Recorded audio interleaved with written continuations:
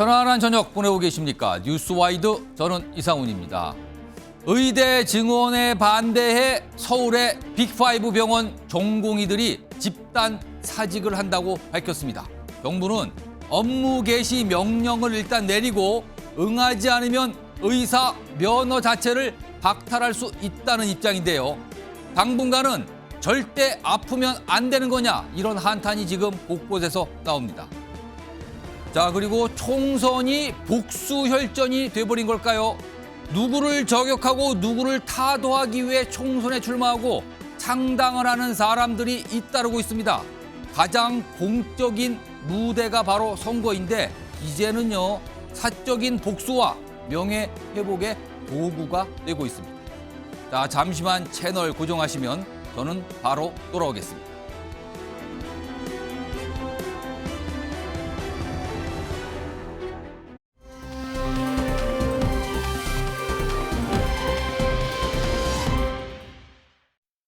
축구 대표팀을 운영하는 조직의 수장으로서 저와 대한축구협회에 가해지는 비판과 질책을 겸허히 받아들이면서 사과의 말씀을 드립니다. 대한축구협회는 최종적으로 대표팀 감독을 교체하기로 결정했습니다.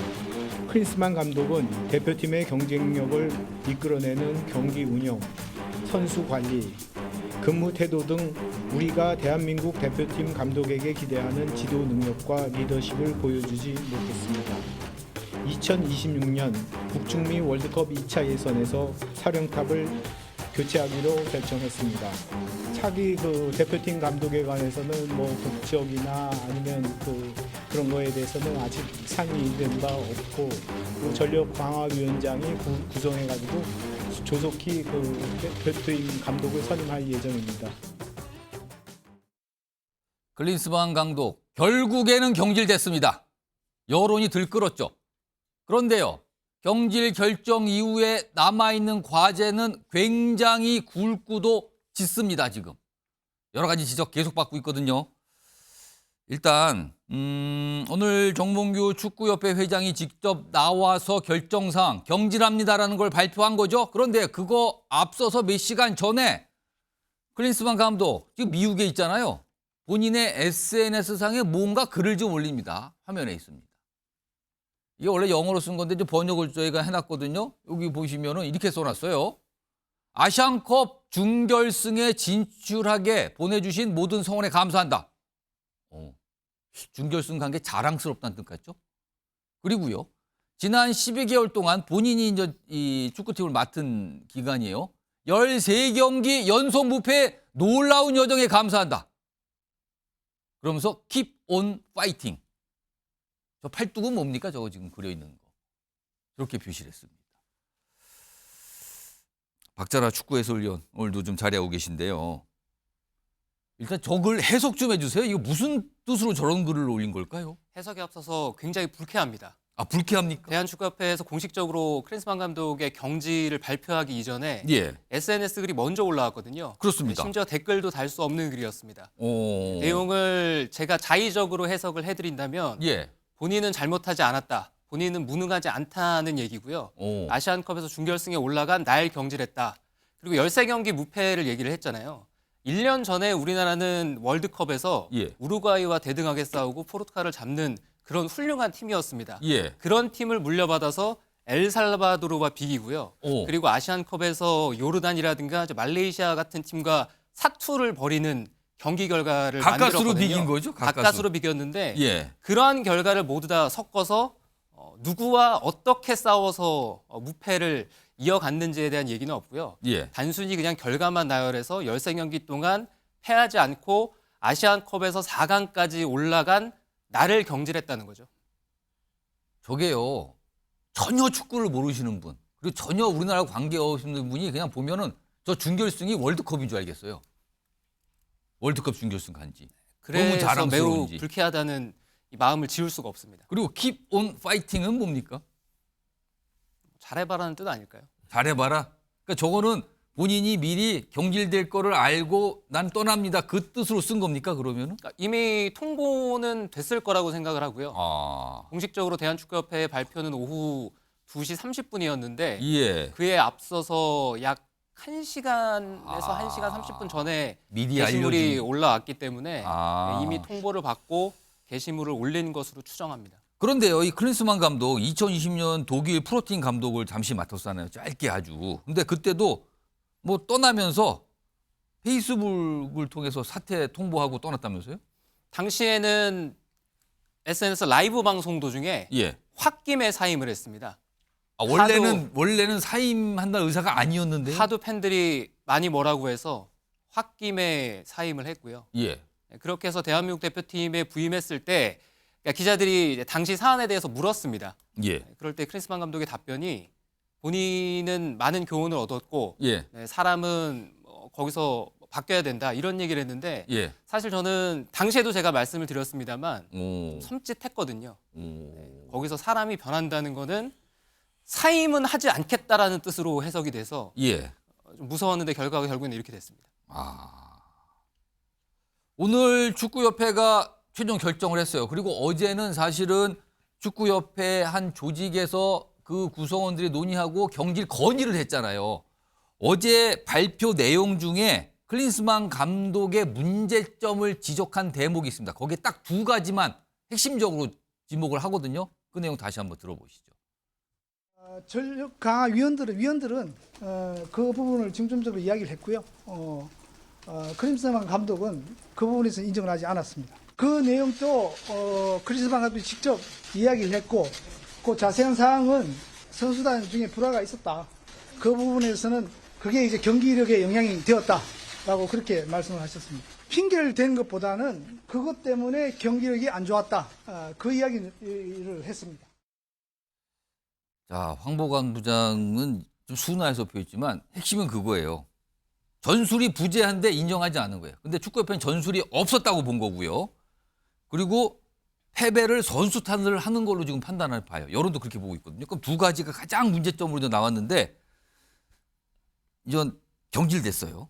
나가는 거 없습니다. 그렇다면 후임 감독을 임시라도 뽑아야 되는 거 아닙니까? 그럼 후임 감독의 조건은 뭡니까? 그럼 지금.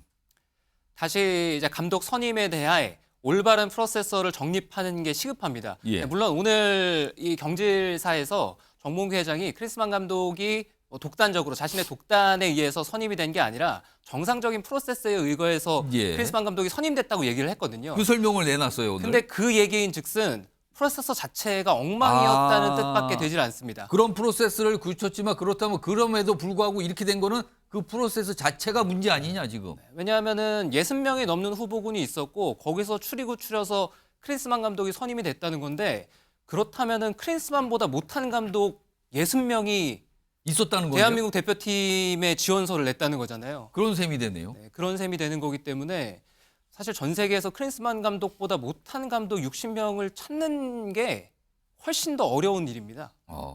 지금 일단 후임 감독 급해요 지금. 월드컵 2차 예선도 해야 되니까. 누가 거론되고 있습니까 지금? 지금은 당장에는 아마 리스트업 작업이 진행이 될 거고요. 기사에서 나오는 얘기들은 지금 K리그에서 감독직을 수행하고 있는 홍명보 감독이라든가 김기동 감독, 이종효 감독 이런 감독들이 거론이 되고 예. 또 지금 현업을 하고 있지 않은 최용수 전 강원FC 감독도 있고 지금 올림픽 대표팀을 이끌고 있는 황선홍 감독 같은 분이 하마평에 오르고 있습니다만 예. 일단 선택을 해야 됩니다.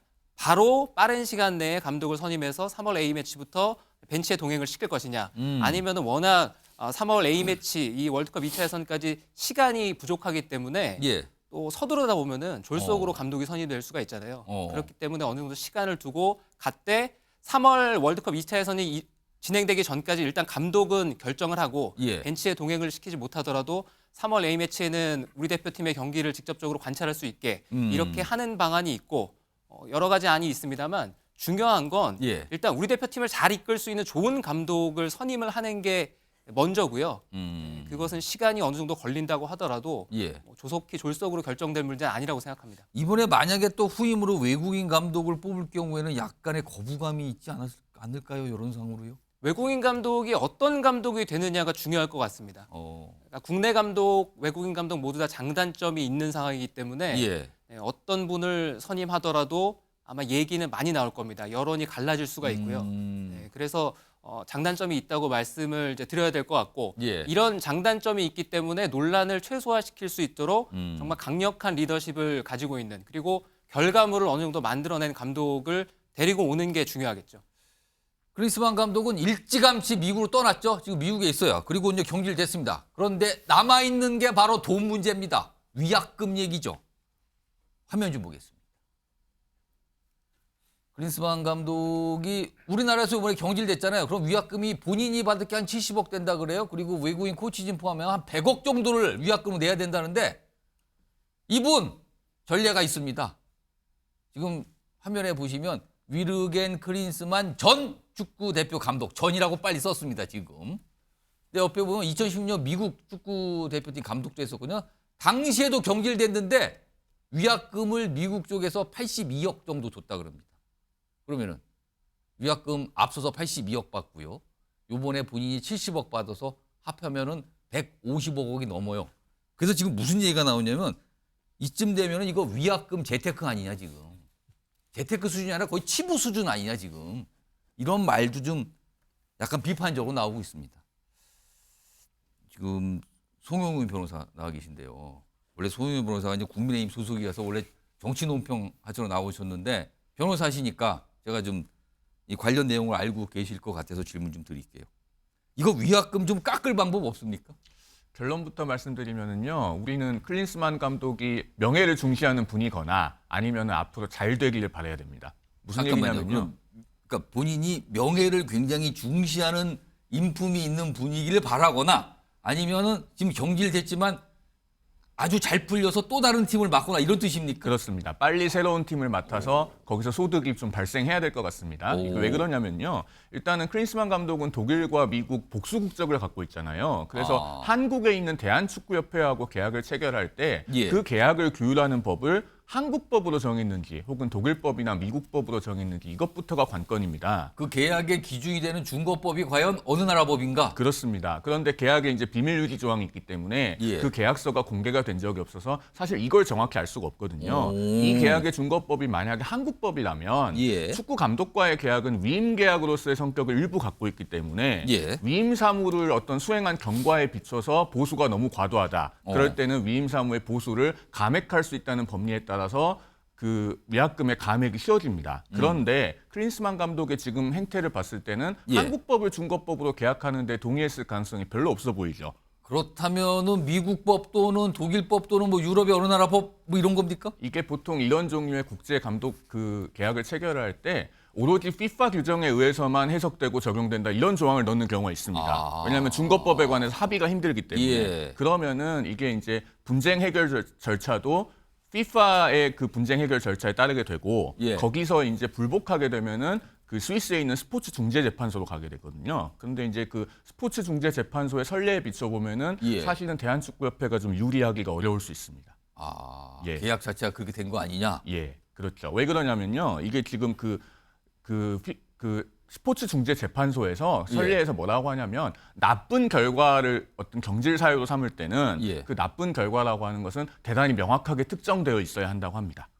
그래서 이게 우리가 예를 들면 뭐 아시안컵에서 우승을 못했기 때문에 경질한다라고 한다면 그런 사유가 계약서에 이미 미리 써 있어야 되고요. 계약서상에 우승이 조건이다 뭐 이런 게 들어가 있어야 된다는 거네요. 그렇습니다. 어떠한 조건을 달성하지 못하면은 계약을 해지할 수 있다고 명확하게 정해져 있어야 계약 해지 사유가 된다는 거고요.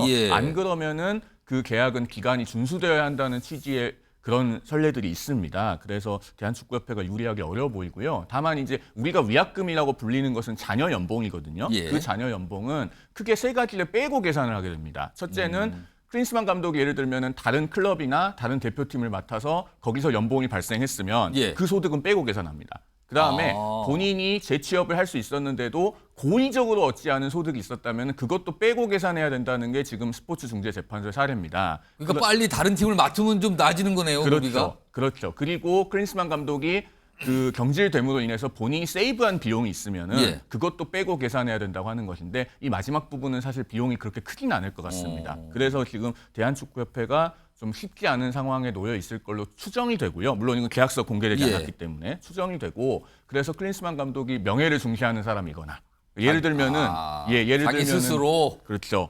예전에 그 무리뉴 감독 같은 경우에 첼시에서 2015년에 경질될 때 자녀 위약금이 한 700억 원 정도 되는 걸로 알려졌는데 본인이 명예를 중시해서 안 받았습니다. 예, 그런 사례도 있어서 클린스만 감독이 그런 사람이거나 아니면 빨리 어디 재취업하거나 이러기를 바라야 될 것 같습니다. 박찬하 위원 빨리 재취업할 가능성이 있어 보입니까? 감독으로 재취업하는 거는 매우 희박한 확률이라고 생각합니다. 그렇군요. 뭐 그냥 간단하게 말씀하시는데 오늘 사실 정명구 축구협회 회장에게 위약금 관련된 질문도 나왔고요. 뭔가 설명을 좀 내놨습니다. 들어보겠습니다. 그 감독 해지 관련 사항은 변호사와 상의해봐야겠습니다. 혹시 금전적인 부담이 생긴다면 제가 회장으로서 재정적인 기여할 수 있는 부분이 무엇인지 고민해 보겠습니다. 직접 책임을 좀 질 수 있다 이 소리입니까 지금 위약금 관련해서?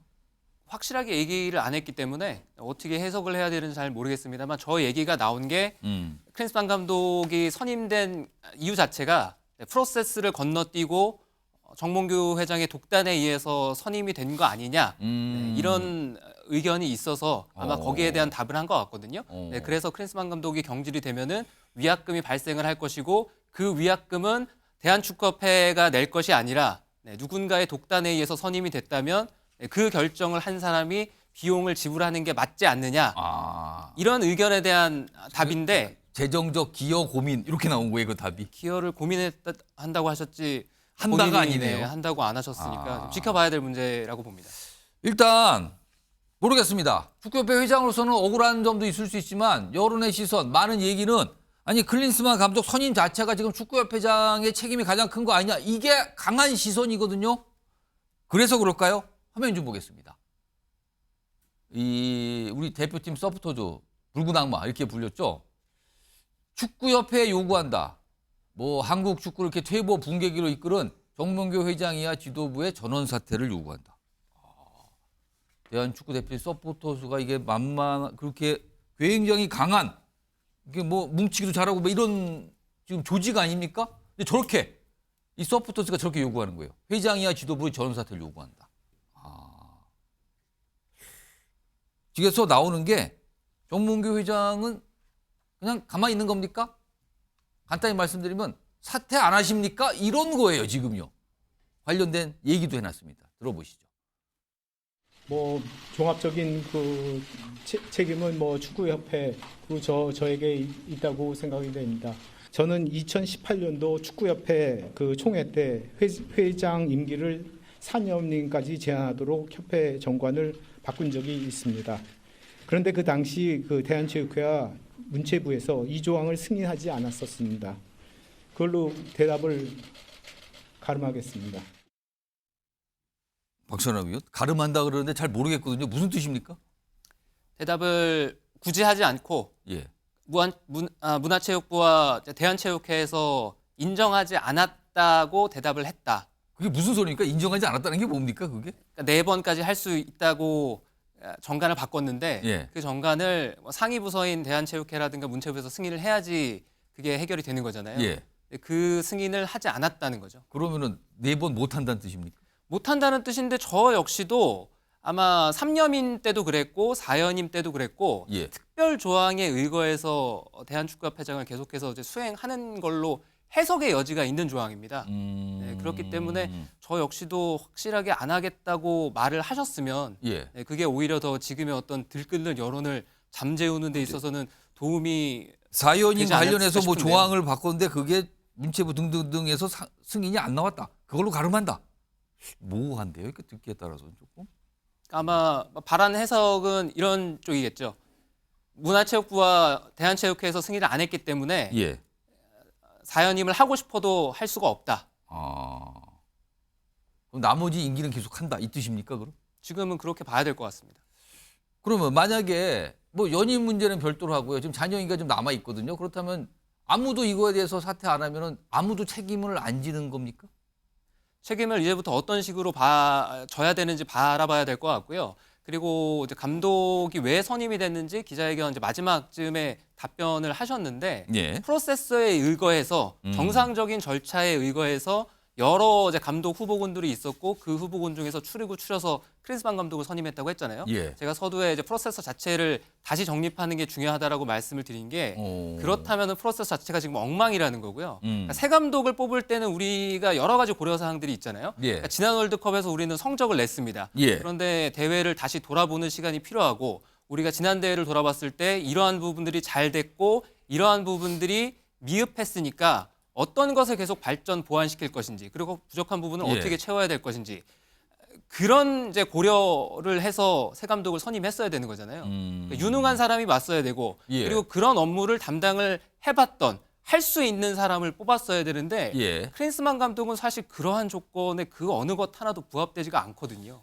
그렇다면 뽑는 프로세스 자체가 뭔가 고장나 있는 거 아니냐 지금 이렇게 의심을 받게 되는 거네요 지금요. 크린스만 감독이 아마 여러 가지 고려 사항 가운데 조건 가운데 부합하는 조건은 있기는 있을 겁니다. 월드컵을 경험해봤고 국제 무대에 좀 해박하고 그런 조건은 크린스만 감독이 미국 대표팀이라든가 독일 예. 대표팀을 이끌고 월드컵을 치러봤으니까 그런 조건은 확실히 부합합니다.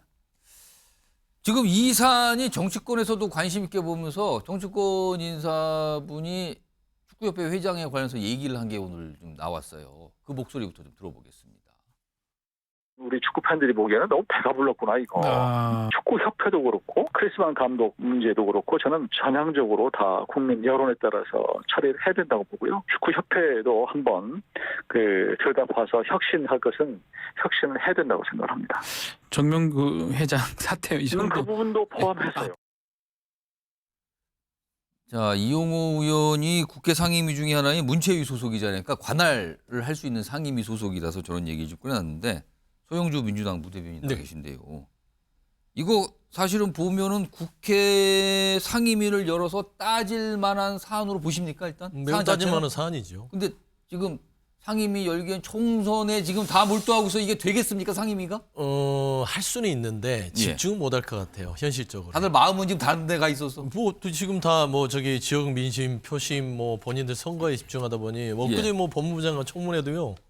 오후 5시인가 6시에 끝났어요. 근데 이거 상임위 열면 축구 팬심들은 엄청나게 관심이 근데 저는 있을 텐데. 개인적으로는 아무리 바쁘더라도 문체위가 상임위를 열어서 이 문제는 따져 물어야 될 것 같아요. 왜 그러냐면 이게 시간이 오래 걸릴 일은 아닙니다. 뭐 축구협회의 어떤 과정들을 먼저 보고를 받고 거기에 대해서 질의응답을 통해서 그러면 정명구 회장이 클린스만 감독을 이렇게 선임하게 된 배경 아니면 두 분과의 어떤 무슨 친분 관계가 있는 게 아닌가. 정말 객관적인 프로세스에서 된 것인가. 그다음에 계약 조건들이 제대로 이루어졌는지 이런 거거든요. 그러니까 결국에는 크리스만 감독 자체를 보면 그분은 프로예요. 프로는 뭐냐면 본인의 어떤 결과에 대해 책임을 지는 것이고요. 프로는 대중과 팬심의 평가를 받는 것입니다. 그렇습니다. 본인이 잘했다고 해서 잘하는 게 아니라 만약에 대한민국 국가대표 감독을 했다면 대한민국 국민들이 봤을 때 잘한다 하면 아무리 내부에서 패배를 했어도 우리 젖잘싸 있잖아요. 졌어도 잘 싸웠으면 우리 대한민국 축구 팬들은 칭찬을 해줘요. 그럴 수 있습니다. 그렇죠. 그런데 지금 아까도 보면 뭐 13번을 해서 뭐 지지 않았다, 연승했다, 뭐 이런 뭐 했잖아요. 특히 마지막 요르단전은 졌지만 잘 싸웠다. 그거는 선수들이 저는 개인적으로 선수들이 잘 싸웠죠. 그러니까 축구를 아주 전문적으로 보지 않더라도 우리 대한민국 국민들은 2002년 히든키를 경험한 우리 국민들입니다. 그렇기 때문에 축구 수준들이 굉장히 높아요. 그런데 크리스만이 우리 대한민국 국민들을 너무 우습게 본 것이죠. 이렇게 한다는 것은. 그런 의미에서는 크리스만 감독에 대해서도 어떤 비난이나 이런 부분들이 뭐 과하지 않을 수도 있지만 최소한 대한축구협회에서 정몽구 회장이 왜 이런 크리스만 특히 미국에서 한번 위약금 먹튀를 한번 했던 경험이 있잖아요. 이미 그런 경험 있는 사람을 왜 또 데려와서 이런 식으로 임용을 했는지 저는 이 부분에 대해서 분명히 문체위를 통해서 문제를 지적하고 시간이 없더라도 한 4-5시간이면 됩니다. 저는 한번 따져 물어서 어떤 축구협회의 고질적인 어떤 서로 간의 어떤 개인적 관계가 있지 않느냐 이런 부분들은 충분히 따져 물어야 된다. 그런 좀 생각을 가지고 있습니다. 아니 국회 무슨 국정감사나 등등등 뭐 상임위 열 때 보면 국회의원분들이 잘하시는 거 있잖아요. 자료 제출 요구. 이번엔 안 합니까? 이거 할 만할 것 같은데요. 자료 좀 갖고 오시죠. 이것도 갖고 오고 저것도 갖고 오고 다 내놔 보시죠. 할 만한 사항 같기도 한데 아직은 움직임은 없습니다. 자, 이런 상황에서요. 클린스만 감독 자체에 대한 문제뿐만 아니라 그와 동반해서 선수들 간에 벌어졌던 충돌, 여기에 손흥민 선수와 이강인 선수, 특히 이강인 선수와 이 충돌 사안의 중심에 지금 서 있거든요. 화면 좀 보겠습니다. 그래서 그런지 지금 약간 비판이 좀 집중되고 있죠. 이게 대한체육회 민원 게시판인데요. 또 청원이 올라가는 게 이겁니다. 이강인 선수 대한민국 국가대표 자격 박탈 및 중징계를 원합니다. 이런 청원까지 올라온 상황이에요. 이와 관련된 목소리가 있는데요. 먼저 들어보겠습니다. 모두가 예민한 상황에서 일어난 일이고 또 팀에서 종종 일어나는 일이기도 합니다. 이럴 때 너무 시시비비를 따지는 것은 상처를 더욱 후벼서 악화시킬 수 있다고 생각합니다. 징계 사유에 대해서도 뭐 여러 가지 그 조항을 살펴봤습니다. 그 징계라는 것은 저희 소속 선수는 아니기 때문에 그 소집을 안 하는 징계밖에 없다고 생각을 하고요. 나갔을 때 많이 마찰이 붙었던 거는 형인데 반말하고 그런 게 예의가 없는 게 아니고 어떻게 됐든 이런 문화가 다르기 때문에. 근데 요즘 우리나라 선수들도 많이 외국 나가 있는 선수들이 있기 때문에 그런 감정적 부분이 조금 우리 때하고 다른 건 사실이에요. 하지만 대한민국에서는 그래도 선후배 간의 규율이라는 부분이 있어야 되지 않나 이런 생각을 좀 해보면서 정확히 알지 못하지만 지금 나왔던 내용으로만 보면은 좀 아쉬운 부분이 있다. 자, 박찬호 위원.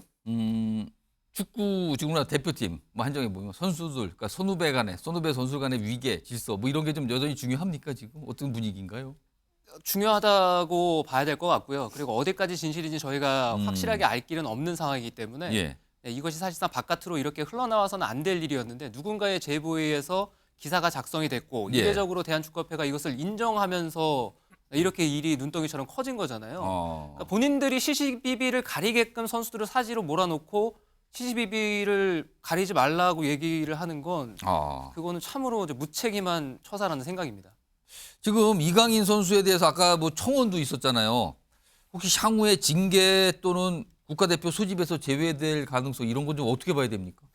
대한축구협회 관련 규정이 어떻게 있는지를 따져야 될 것 같고요. 예. 당사자끼리 상황을 어떻게 해결했는지가 가장 중요할 것 같고 그리고 그다음에는 그러한 일로 인해서 대표팀에 문제가 발생을 했는지 실제로 경기력이 저하가 됐는지 경기력이 저하가 됐다면 어느 정도 영향을 끼쳤는지를 밟아 나가야겠죠. 그런 평가가 좀 있은 다음에 뭐 어떻게 조치할지 이게 있는데 아직은 그거 단계는 가지 않은 거네요 지금요. 자, 이런 가운데요.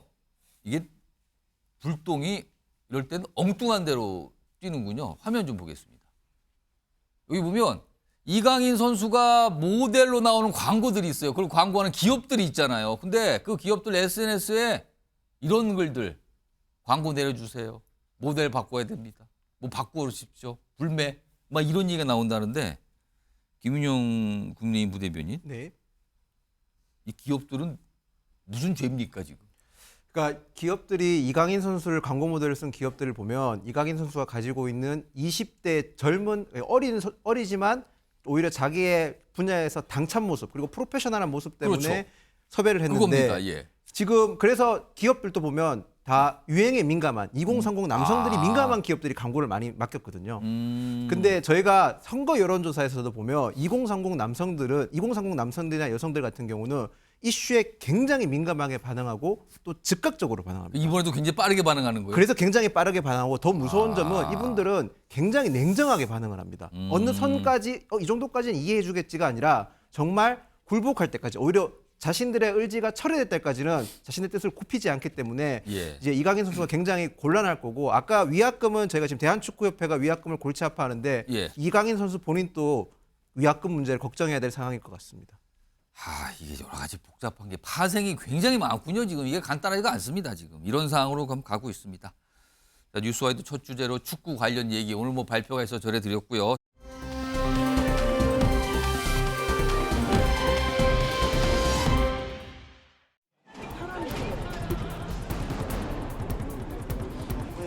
무게 획정, 의대 증원, 건보 재정, 파탄난다.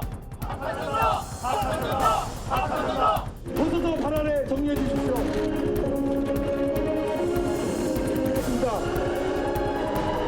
나라입니다. 어디에 쏠리면은 이 빅5 병원의 대표들이 어제 밤 11시에 모처에서 모여서 회의를 했고 아마 2-3시 정도 넘어서 결론이 난 걸로 알고 있고요. 19일 날부터 사직서를 내고 20일부터 병원을 떠난다라고 이렇게 보도가 된 것으로 알고 있고요. 앞으로 어떻게 우리가 정부를 상대로 대화를 하고 협상을 하고 투쟁을 할 것인가에 대한 로드맵과 큰 그림이 그려지는 회의가 내일 첫 번째 회의입니다.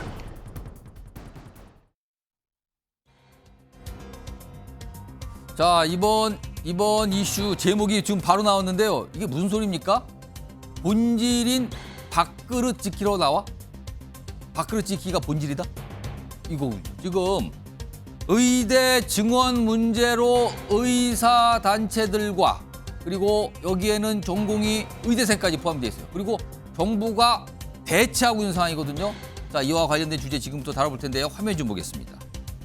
오늘 알려진 내용들이 몇 가지 있는데 우선 이렇습니다. 전공의 협의회가요 뭔가 결정을 했는데 이른바 빅5 서울에 있는 대형 병원들이죠. 빅5 병원들. 여기 전공의 전원이 19일까지 사직서를 내고요. 그 다음 날인 20일 오전 6시부터는 근무를 중단하기로 결정했습니다. 예고된 겁니다. 이렇게 가겠다고. 그러면 이거는 뭐랄까 이걸 파업이라고 할까요? 사직을 통한 파업 형태가 되는 거죠. 자, 그리고요. 또 있습니다. 이번엔 의대생들이.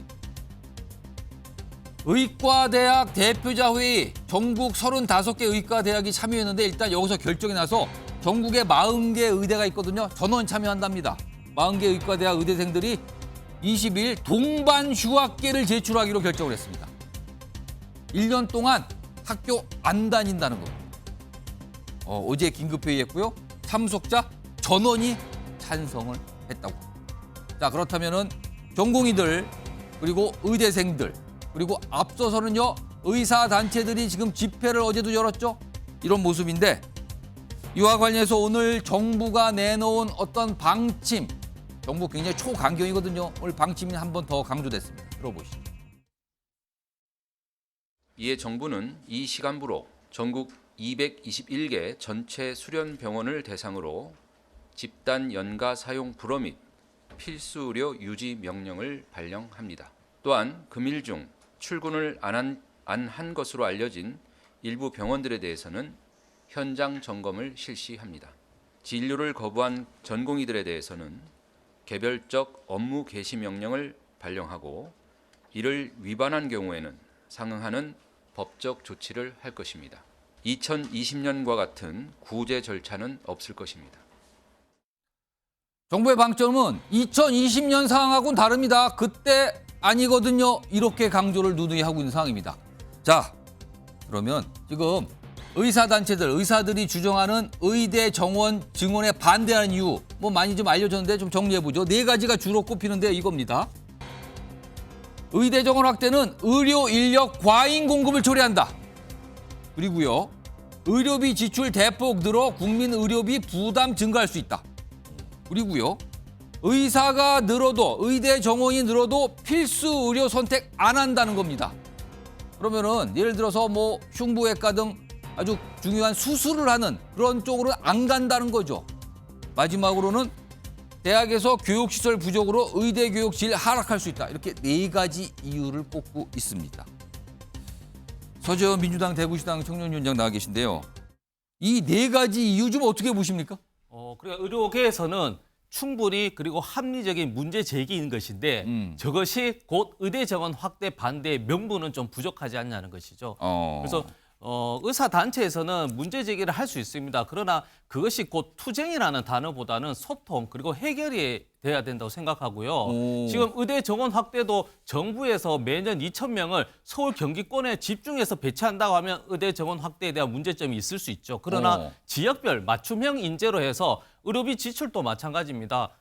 의사 선생님이 많다고 해서 그러면 교사 선생님이 많다 해서 학생의 공부 수가 늘어나는 그런 건 아니지 않습니까? 양과 질은 다른 것이고 그리고 의사가 늘어도 필수 의료 선택에 대해서도 말씀드렸지만 규제 완화가 아니고 인센티브 정책으로 해서 필수 의료를 선택할 수 있게 의대 정원할 때 그런 소통이라든지 그런 시스템 단기, 중기, 장기 이제부터는 테이블에 앉아서 대화를 하면 되는 것인데 예. 지금 안 그래도 경제도 힘들어서 마음이 아프고 지금 축구로 인해서 마음이 아픈데 몸이 아픈 환자 그리고 그 가족들은 정말 이게 힘든 상황이지 않습니까? 예. 그래서 단지 저런 요구에 대한 목소리는 존중하지만 그것이 곧 그 우리가 건강을 또 볼모로 잡는 예. 그렇게 또 오해를 받을 수 있기 때문에 저는 의사협회와 정부 그리고 사실은 야당도 필요한 것이죠. 국민도 예. 필요해서 이런 뭐 협의체를 통해서 저런 문제를 해결해서 의사 정원 확대에 대한 필요성은 국민들이 공감하는 분이 대다수이기 때문에요. 예. 저런 문제를 해결하는 그런 단계를 보여주는 게 저는 맞다고 생각합니다.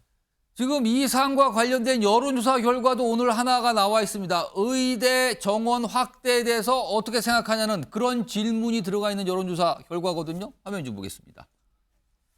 일단 확대에 대해서 긍정적인 점이 더 많다는 의견이 76%로 압도적입니다. 국민 다수는 늘려야 된다는 거죠. 부정적인 점이 더 많다. 그러니까 약간 반대 의견이죠. 16%에 불과합니다. 여론은 압도적으로 정부가 늘리려고 하는 의대 정원에 대해서 찬성하는 입장이에요. 숫자가 이렇게 나옵니다, 지금. 자, 그런데 어제와 그이제 각각의 뭐 의사 단체들의 집회도 있었고요. 그전에는 어떤 브리핑도 있었는데 거기에서 나온 의사들의 목소리가 있습니다. 그 내용 좀 들어보시죠. 네, 전공의 내과 1년차 선생님이십니다. 오늘 뭐 사직서를 내고 오늘 무단 결근하시고 이 자리에 참석하셨습니다. 감사합니다. 올라오시죠. 여러 명분이 있겠지만 가장 중요한 본질은 제 밥그릇을 위해 사직하였습니다. 의대 증원이나 필수 의료 패키지 이후로 더 이상 수련이 의미가 없을 것 같아서 생각해서 바로 나왔습니다. 정부는 우리가 1000명당 의사 수에서 OECD 평균보다 낮다는 이유로 의사 부족이라고 말하지만 실제로 의사가 부족할 때 나타나는 현상은 전혀 보이지 않고 있습니다. OECD 통계 중 한국은 의료 접근성이 좋은 나라로 최상위에 위치하고 있습니다. 최상위에 위치하는데도 의사 부족이라니 말도 안 되는 소리입니다. 김윤영 부대변인. 네. 밥그릇이 길이라는 얘기가 나왔어요. 아, 참. 전 서재현 위원장님 아까 말씀하신 것처럼 의사분들께서 저런 자신들의 목소리를 내는 것이 일정 부분은 맞을 수는 있다고 생각을 합니다. 저희가 코로나19를 기억해보면 코로나19 때 의료진들이 얼마나 헌신적인 노력을 했습니까? 그런 점에서는 그런 보상에 대한 이런 제도적 개선에 대해서는 충분히 얘기할 수 있는 문제인데 문제는 방식이 잘못된 거죠. 정당한 방식이라 국민들께서는 지금은 소아과 오픈런을 해야 되는 상황이고 병원 가보면 생각보다 저희가 병원에 접근하는 게 쉽지가 않은 상황이고 지방에서는 의사를 채용하기 위해서 연봉 4억을 제시해도 의사를 구하지 못하는 상황입니다. 그런 상황인데 자신들의 밥그릇을 지키러 나왔다? 국민들께서 그걸 납득하지 못하는 상황입니다. 이익단체인 의사들에 대해서 자신들의 이익을 관찰하기 위해서는 국민들에게 공감대를 형성해야 되는데 그런 걸 전혀 하지 못하는 상황에서 자신들이 저런 오늘 밥그릇이라는 자극적인 단어를 쓰게 되면 국민 어느 누구도 공감할 수 없을 거라고 생각을 합니다. 오, 저런 표현이 나올지는 많은 분들이 생각을 못 하셨을 수도 있어요. 아까 봤던 이 의대 증원 확대 반대하는 이유 4가지 있잖아요. 그거 다시 한번 좀 불러보겠습니다. 요거 김윤영 부대변인께 요거 좀 봐주세요. 지금 4가지 이유가 나왔어요. 아까 서재현 위원장이 설명을 했는데 지금 4가지인데요. 첫 번째 좀 봐주세요. 네. 의대 정원 확대, 의료 인력 과잉 공급 초래. 이게 진짜 이유인가요? 어떤 게 4가지 중에서 진짜 중요한 이유를 뭐로 보고 있는 것 같습니까? 그러니까 지금 사실 솔직히 말해서 자기들의 의사가 지금 사실 인기 있는 과에 대해서는 오히려 많이 몰리고 있고 힘든 응급실이라든지 아니면 흉부외과들 오히려 그러니까 굉장히 어렵고 큰 수술을 해야 되는 과목들 그런 것들은 없고 오히려 비급여나 실손보험이 많이 생기면서 오히려 대학병원에서 근무하신 분들이 개인병원으로 개업하는 경우가 훨씬 많아졌다고 합니다. 결국에는 죄송스러운 얘기지만 의사분들도 자신들의 이익을 위해서 저렇게 행동한다고밖에 저희가 볼 수 없는 상황인 거죠. 소영주 부대변인. 그리고 뒤쪽에 있었어요. 아까 의사가 부족한 현상이 없다라는 주장이 나왔거든요. 네. 이거 어떻게 봐야 됩니까? 그러니까 이제 그런 거예요. 의협에서도 뭔가 본인들의 요구사항이나 주장을 관철시키려면 정확한 팩트를 가지고 이야기를 해야 되는데 의사 수가 부족한 거는 통계예요. OECD 국가에 비해서 대한민국의 의사 수가 국민 대비 현재 떨어지는 건 맞습니다. 그거는 뭐 그냥 통계책이나 일부 그냥 전문 서적을 봐도 다 아는 사실이고 이거는 문재인 정부 때부터 같이 논의가 됐던 거예요. 지금 의사가 부족하다는 걸 병원에 방문하는 환자들도 느끼고 다 알고 있죠. 계신 거 그러니까 아닐까요? 지금 시청하시는 국민들께서도 그럴 거 아닙니까? 병원 가려면 예약 힘들어, 수술 날짜 잡기 힘들어, 한 번 가면은 몇 시간을 기다리잖아요.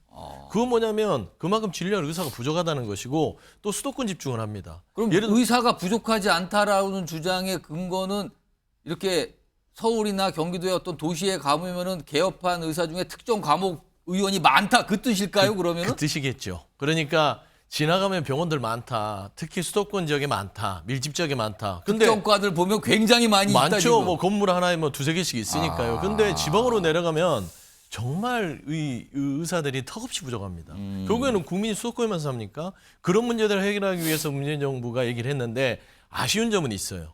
첫 번째 문재인 정부는 한 400명 정도의 정원을 좀 증원하는 거를 가지고 의협이랑 치열하게 싸우다가 이걸 하지 못했죠.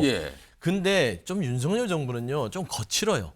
그러니까 증원을 하는 거에 있어서는 국민적인 여론이 높기 때문에 그걸 받아들이는 건 좋지만 한꺼번에 2,000명을 다 늘린다. 이거는요 조금은 어떤 보강과 방안을 가지지 않고 2,000명을 늘린다고 그러면 의협이 받을 수가 없잖아요. 그러면 어느 정도 숫자? 그러면 이거는 보통 보면 지혜를 우리들이 논의했던 게 한 5년이든 10년이든 계획을 세워서 200 보통 150, 200 정도가 전문가들이 얘기하는 증원의 수준입니다. 왜냐하면 뭐 교육을 할 수 있고 매년 그 정도 그래야만 어느 정도의 어떤 이 의사들이 보통 아까 얘기했던 밥그릇 부분에 있어서 치매를 최소화할 수 있는 부분들 이런 안들이 많이 나와 있음에도 불구하고 이미 국민들은 요구하고 있는 그런 요론에서 왜 이렇게 거칠게 들어가느냐. 저는 이런 부분에 있어서는 국민의 생명, 건강, 고통 이런 게 담보가 돼서 결국에는 이 모든 피해가 국민한테 돌아올까 봐 그게 가장 염려스러운 거예요. 손정희 위원장. 네, 그래서 저도 말씀드렸지만 이제 소통해야 된다. 그리고 시스템, 정부가 숫자에 집중하면 안 된다는 것이죠. 그러나 의사 과잉이라는 것은 예를 들어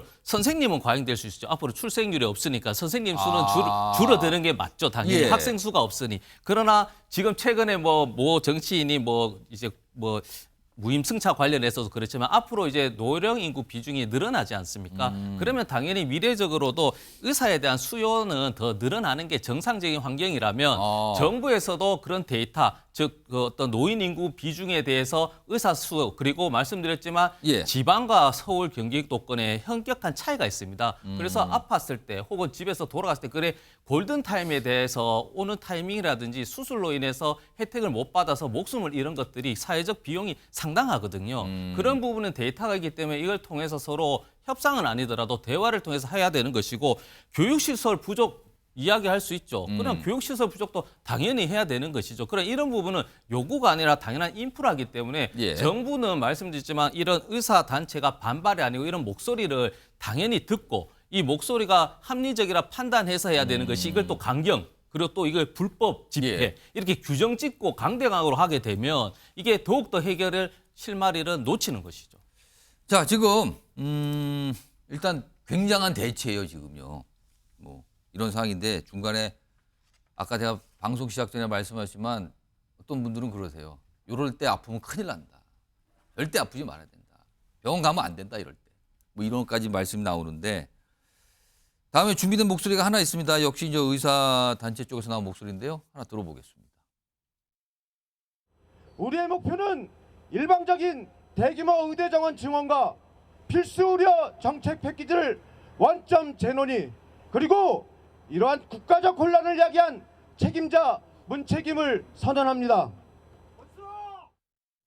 책임자 문책 요구까지 나온 상황인데 송영훈 국민의힘 법률자문위원께요. 일단 전공의들이 예고한 대로 19일 날 집단 사직을 한다고 그러고 그 다음 날 오전부터는 일을 하지 않겠다.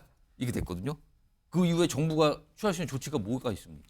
이제 그 의료법에 보면은 의료인이 정당한 사유 없이 그 진료를 중단하거나 의료기관 개설자가 집단으로 휴업하거나 폐업을 해서 환자 진료에 막대한 지장을 초래한다. 이러면은 그 보건복지부 장관이 업무 개시 명령을 내릴 수 있습니다. 업무 개시 명령. 예, 그렇습니다. 그리고 이제 이 업무 개시 명령에 정당한 사유 없이 불응하게 되면은 이제 위반 시에 3년 이하의 징역. 또는 3천만 원 이하의 벌금에 처해질 수 있는데요. 예. 이게 이제 형사처벌로만 끝나는 문제가 아니고 의료법에 보면은 이제 금고 이상의 형을 선고받게 되면은 그걸로 인해서 면허 박탈 사유, 면허 취소 사유까지 될 수 있습니다. 그건 최종의 어떤 뭐 재판을 받고 해서 형이 이제 확정되는 형이 상황이네요. 확정되고 나서의 문제라서 예. 그게 뭐 몇 년 뒤에 일이 될 수도 있지만 어쨌든 그런 위험이 상존한다는 것이죠. 예. 그렇기 때문에 그 정부에서는 최대한 강경한 방책으로 나갈 것 같고요. 그리고 지금 그런 강경책을 취할 수밖에 없게 된 것이 저는 의사단체에서 좀 메시지 관리에 실패했다고 봅니다. 그 정부는 의사를 이길 수 없다 지금 이런 발언이 그 나왔었는데요. 얘기가 초기에 지난주에 그게 나오면서 참 많은 생각들을 하게 했죠. 그렇습니다. 지금 의사단체에서는 이 정부라고 하는 것을 어떤 단순한 공무원의 집단으로만 보는지 모르겠는데요. 그 정부는 사실 헌법에 따라서 국민의 주권 행사로서 국민들로부터 권력을 위임받은 거 아니겠습니까? 그러면은 정부는 의사를 이길 수 없다라고 하는 말은요. 사실은 국민이 의사를 이길 수 없다고 하는 것과 똑같아요. 그래서 이건 메시지 관리에 대단히 실패한 것이고 그러니까 정부에서도 뭐라고 말합니까? 의사는 국민을 이길 수 없다라고 얘기하잖아요. 이게 맞는 얘기고 그 정부가 의사를 이길 수 없다 이런 관점으로 접근하면은 제가 봤을 때는 의사단체가 국민들의 마음을 얻는 데는 실패할 걸 봅니다. 지금 의대생들이 동맹 휴업을 그러니까 1년간 뭐 휴학하기로 했다. 지금 그걸 예고했잖아요. 그거는 어떻게 되는 겁니까? 그러면 그건 막을 방법이 없는 겁니까? 그러니까 어쨌든 최대한 지금 정부가 의료법상 가진 권한은 모두 발동을 하게 될 것 같아요. 그리고 사실은 그런 상황까지 가지 말아야 되는데 과거에 이제 의약분업 때 이제 의사들이 파업을 하지 않았습니까? 예. 그때 있었던 일들이 재현되지 않을까 우려가 되는데 어쨌든 정부와 의사단체가 조금 더 대화를 긴밀하게 해서 그런 파국은 막았으면 하는 생각이 있습니다. 일단 아직은 주말도 있고 시간이 좀 있어요. 뭐가 예고된 시간까지. 그 사이에 가장 중요한 거는 아프신 분들이 피해를 보지 않는 거 이거 아닙니까 지금요? 정부나 의사단체나 모두 이 부분을 좀 생각을 해 주셔야 될 것 같아요. 마지막으로 소영주 부대변인께 민주당은 입장이 뭡니까? 지금 최근에 보면 이 사안에서 민주당이 거의 어떤 입장이 안 나오는 것 같아요 지금. 뭐 일단은 의사수 정원 확대는 예. 공감하는 그건 입장을 공감한다. 냈지요. 그 부분은 어느 정도 찬성한다. 그렇죠. 근데 이제 공식적인 입장은 없지만 이 예. 복지위 쪽에서 오랫동안 이 부분에 대해서 참여했던 의원들은요 이런 예. 얘기를 하죠.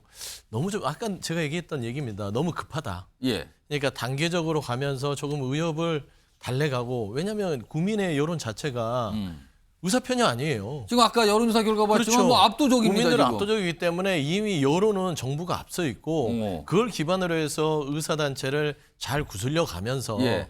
가면 되는데 2,000명을 쏟아부으면서 이 예. 부분도 부족하다라고 하면 이거는 서로 불난집에 막 기름 붓는 것이거든요. 그러면은 그래서 민주당은 이건 겁니까, 아까 얘기한 대로 단계적인 부분으로 증언을 하고 결국에는 이제 수가 부분도 지금 수가가 거의 이게 제한돼 있지 않습니까? 예. 이 수가 부분도 종목별로 해서 이거를 뭐 차별한다든지 좀 뭔가 인센티브를 주면서 국민들을 위해서 본인들이 희생한다는 걸 좀 하면서 대화의 창을 열면서 가야지 이걸 강대강으로 가는 것은 국민들에게 피해로 돌아간다라는 게 많은 이제 복지위에서 했던 의원들의 입장이에요. 그럼 민주당으로서는 사실 2020년에 실패 경험이 한번 있잖아요, 지금. 그러면은 뭔가 중재하는 역할을 야당이 할 수도 있는 거 아닙니까? 그러니까 저는 이런 거예요.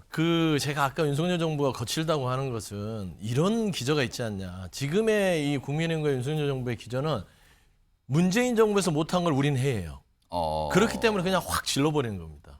문재인 정부처럼 접근을 해서 가면 이 부분들이 어떻게 좀 시간이 오래 걸리고 한 방에 못 가지만 총선을 앞두고 기본적으로 국민들은 여론이 높아요. 70% 이상 아까 예. 봤듯이요. 그럼 결국에는 의사단체 자체를 악마화하는 겁니다.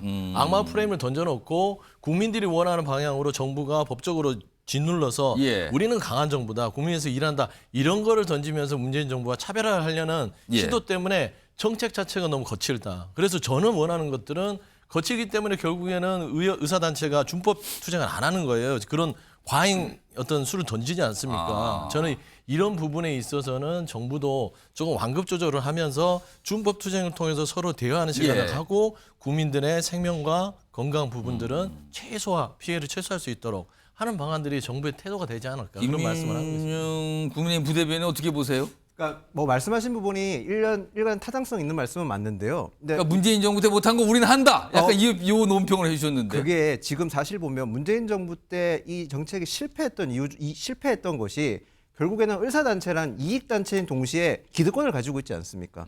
저희가 2035년에는 지금 의사 수가 15,000명이 부족하다는 한국보건사회연구원의 결과 자료도 있거든요. 예. 그런 상황을 비춰봤을 때 의사라는 게 1년 만에 바로 나올 수 있는 인력들이 아니지 않습니까? 오래 걸립니다. 오래 걸리는 점도 저희가 고려를 해야 되고 그리고 거칠게 따른 2020년의 실패 사례를 저희는 참고할 수밖에 없는 거죠.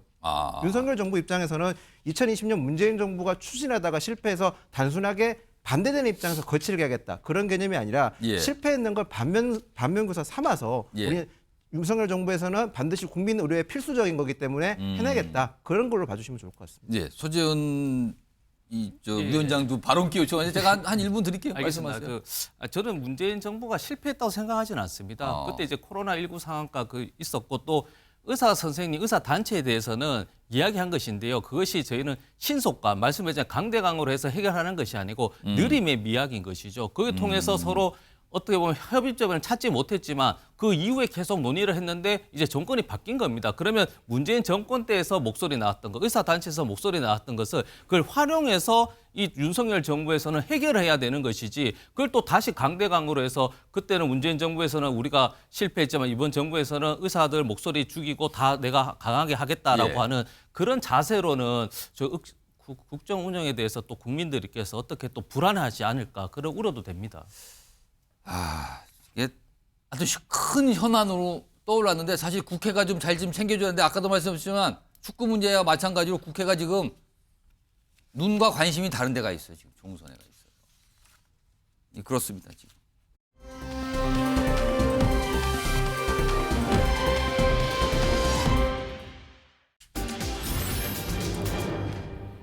무슨 픽도 나오고요. 복당도 나오는데 이거 예고가 됐었죠. 이원주 전 의원. 오늘 민주당에 복당합니다. 기자회견 통해서 밝혔어요. 공식적으로. 근데 이재명 대표가 연락했다고 알려졌죠? 그 제목이 이렇군요. 이재명 픽 이현주 복당. 여기에 다 담겨 있네요. 지금 상황에 대해서. 자, 오늘 이현주 전 의원 기자회견 했거든요. 그 내용부터 좀 확인해 봅니다. 오늘 저는 12년 전 제가 정치를 처음 시작했던 더불어민주당으로 복귀하고자 합니다. 옛 정치적 동지들 그리고 새로운 동지들과 함께 윤석열 정권을 심판하고 대한민국을 바로 세우는 그 대의에 함께하고자 합니다. 절 기대하고 사랑해준 당원과 지지자들, 동료 의원들께 항상 미안합니다. 일단 미안하다. 그렇지만 복당한다. 뭐 당원들 얘기도 꺼냈고요. 과거에 탈당이 좀 잦았어요. 여러 가지 모습. 그때 당시 모습 다시 한번 좀 압축을 했는데요. 좀 확인해 보겠습니다.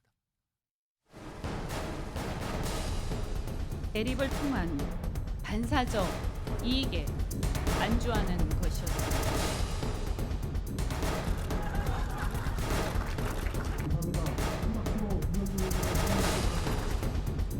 저는 오늘부로 바른미래당을 탈당합니다.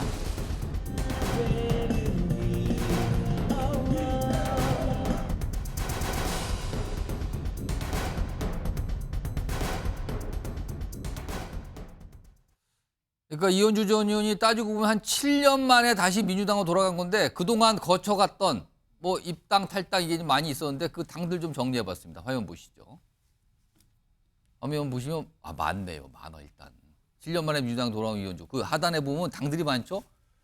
민주통합당도 있었고요. 당시는 더불어민주당 바뀌었죠. 그러다가 국민의당으로 가고요. 이게 바른미래당으로 뭐 합당을 거쳐 만들어졌죠. 그러다가 다시 미래통합당으로 가고요. 이게 국민의힘으로 바뀌고요. 이번에 다시 민주당으로 가고요. 당이 많이 나옵니다. 참으로. 물론 본인이 탈당, 입당한 당도 있지만 그 당 자체가 중간에 또 바뀌기도 했죠. 송영훈 위원. 이 정도로 당을 이렇게 옮겨 다니는 사례를 좀 기억나시나요? 다른 분 사례가? 잘 기억이 안 나요. 그리고 사실은 저 그래픽에 지금 빠진 것도 있어요. 이현주 의원이 빠졌습니까? 그렇습니다. 이현주 전 의원이 그 바른미래당을 탈당한 다음에 미래를 위한 전진 4.0이라고 조그마한 당을 하나 만드셨었어요. 만들었어요? 만들었다가 바로 이제 자유한국당 탈당, 입당이 아니라 창당도 있네요. 그렇죠. 합당을 해가지고 이제 지금 저기에 표시가 돼 있습니까? 저 사이에 바른미래당과 미래통합당 사이에 작은 당을 하나 만들어가지고 미래통합당 신당 창당이 있네요, 저기. 그렇습니다. 합당을 했었습니다. 그리고 이제 저 그래픽을 보면서 제가 드는 생각이 사실은 이현주 의원이 이번에 민주당으로 복당을 함으로써 그랜드슬램에 실패했다. 이런 생각이 듭니다. 뭡니까? 얼마 전까지 이제 그 이준석 대표하고 같이 북콘서트를 다녔잖아요. 그래서 개혁신당에서는 합류를 하실 줄 알았는데 결국에는 개혁신당은 건너뛰고 민주당으로 돌아감으로써 이제 그랜드슬램에는 실패했다. 전부 다 한 번씩 갔다 오셔야 되는데. 개혁신당까지 갔으면은 그렇죠. 지금 있는 정당들을 그렇습니다. 네, 그래서 그랜드슬램에는 실패했고 어쨌든 민주당원들이 곱게 보시기는 어려울 것 같아요. 왜냐하면은 단순히 탈당을 했다가 돌아왔다는 것뿐만이 아니고 이현주 의원이 처음에 정계 입문해서 국회의원이 될 때요. 본인 스스로의 힘으로 된 게 아니고 민주당의 힘으로 된 겁니다. 그 당시에 2012년에 한명숙 대표 체제에서 당시에 이제 그 이현주 변호사가 그 기업의 상무로서 좀 이제 알려진 그 기업인이었잖아요. 그래서 인재 영입이 됐는데 그때 이제 호남 원적 유권자가 많은 광명을에 민주당에서 공천을 해줬어요. 그래서 인재 영입 때 굉장히 짧은 시간에 등원에 성공했거든요. 그런 사례인데도 불구하고 사실은 당을 저버리고 탈당을 했다가 이제 한 7년 만에 복당을 하는 거죠. 그러다 보니까 민주당원들의 시선이 곱지 않을 것이다. 화학적 결합이 가능할 것인지 의문시 된다. 그런 생각이 듭니다. 자, 복당이에요. 그리고 이재명 대표의 픽으로 알려졌어요. 이재명 대표가 연락을 했다는 걸로 알려져 있죠. 오늘 복당을 했으니까 총선 앞 복당이에요. 그렇다면 출마가 얘기가 나오잖아요. 그럼 과연 어디로, 어느 지역구로, 어떻게 이런 게 나온단 말이에요. 오늘 그거에 대한 답도 있었고요. 이재명 대표를 만난 모습도 있었습니다. 확인해 보겠습니다. 그런 얘기 할 수 있는 상황도 아니고요. 지역구나 출마 얘기는 아까 제가 기자회견 할 때 모두에 말씀드린 것처럼 모든 것은 당과 당원들에게 맡기고 함께 간다. 네. 환영합니다. 고맙습니다. 네. 고향에 돌아오신 걸 환영합니다. 예, 감사합니다. 네. 저도 열심히 하고 이번에 그 윤석열 정권 심판에 힘을 보태겠습니다. 네. 일종의 시대 과제가 되었으니까 네. 이 무능하고도 정말 무책임한 저는 그 중에서도 무관심한 이 정권에 꼭 경종을 울려야 됩니다. 같이 하시죠. 네, 고맙습니다. 네, 고맙습니다. 네. 이현주 의원이랑 좀 어떤 말씀 나누셨는지. 대표를 하실 겁니다. 도봉투 연루 의원들한테 그 전화 돌리셔서 불출마 건의한 거 맞으시나요? 여기까지 지적을 자, 이현주 전 의원이 오늘은 윤석열 정부 뭐 심판 이런 취지 얘기를 꺼내놨잖아요. 근데 지금까지 이현주 전 의원 알려진 거는 문재인 저격수로 알려졌어요, 그동안. 그래서 이 복당 얘기가 나왔을 때 민주당 내 친문 의원들, 친문 정치인들의 반발이 있었거든요. 화면 좀 보겠습니다. 이런 거예요. 최재성 전 청와대 정무수석. 당의 실익도 없고 중도 확장도 되지 않는다. 윤건영 의원. 이거 외연 확장이 한쪽으로 치우쳐서는 안 되는데요. 그다음에 송갑석 의원. 이거 잘 납득이 안 되는데요. 반윤이면 다 같은 편입니까? 약간 이렇게까지 약간 비판하는 목소리가 뭐 지금도 이어지는 거죠, 지금. 조영주 부대변인. 네. 당내 불만이 만만치 않을 수가 있어요. 일단은 오늘은 뭐 첫날이니까 그런데. 근데 이재명 대표가 복당을 시켰으니까 지역구에 출마한다고 봐야 되는 겁니까? 뭐 보통 통상적으로 정치 매뉴얼이 그러지 않습니까? 이게 영입처럼 지금 보이는데요. 뭐 영입이죠. 예. 예를 들면은 아무리 뭐 돌아서 왔던 고향으로 다시 온 거 아닙니까? 친정집으로. 그랬을 때 얘기를 했을 때 그냥 들어오세요. 그리고 와서 그냥 좀 상황 봐서 결정합시다. 이건 아니겠죠.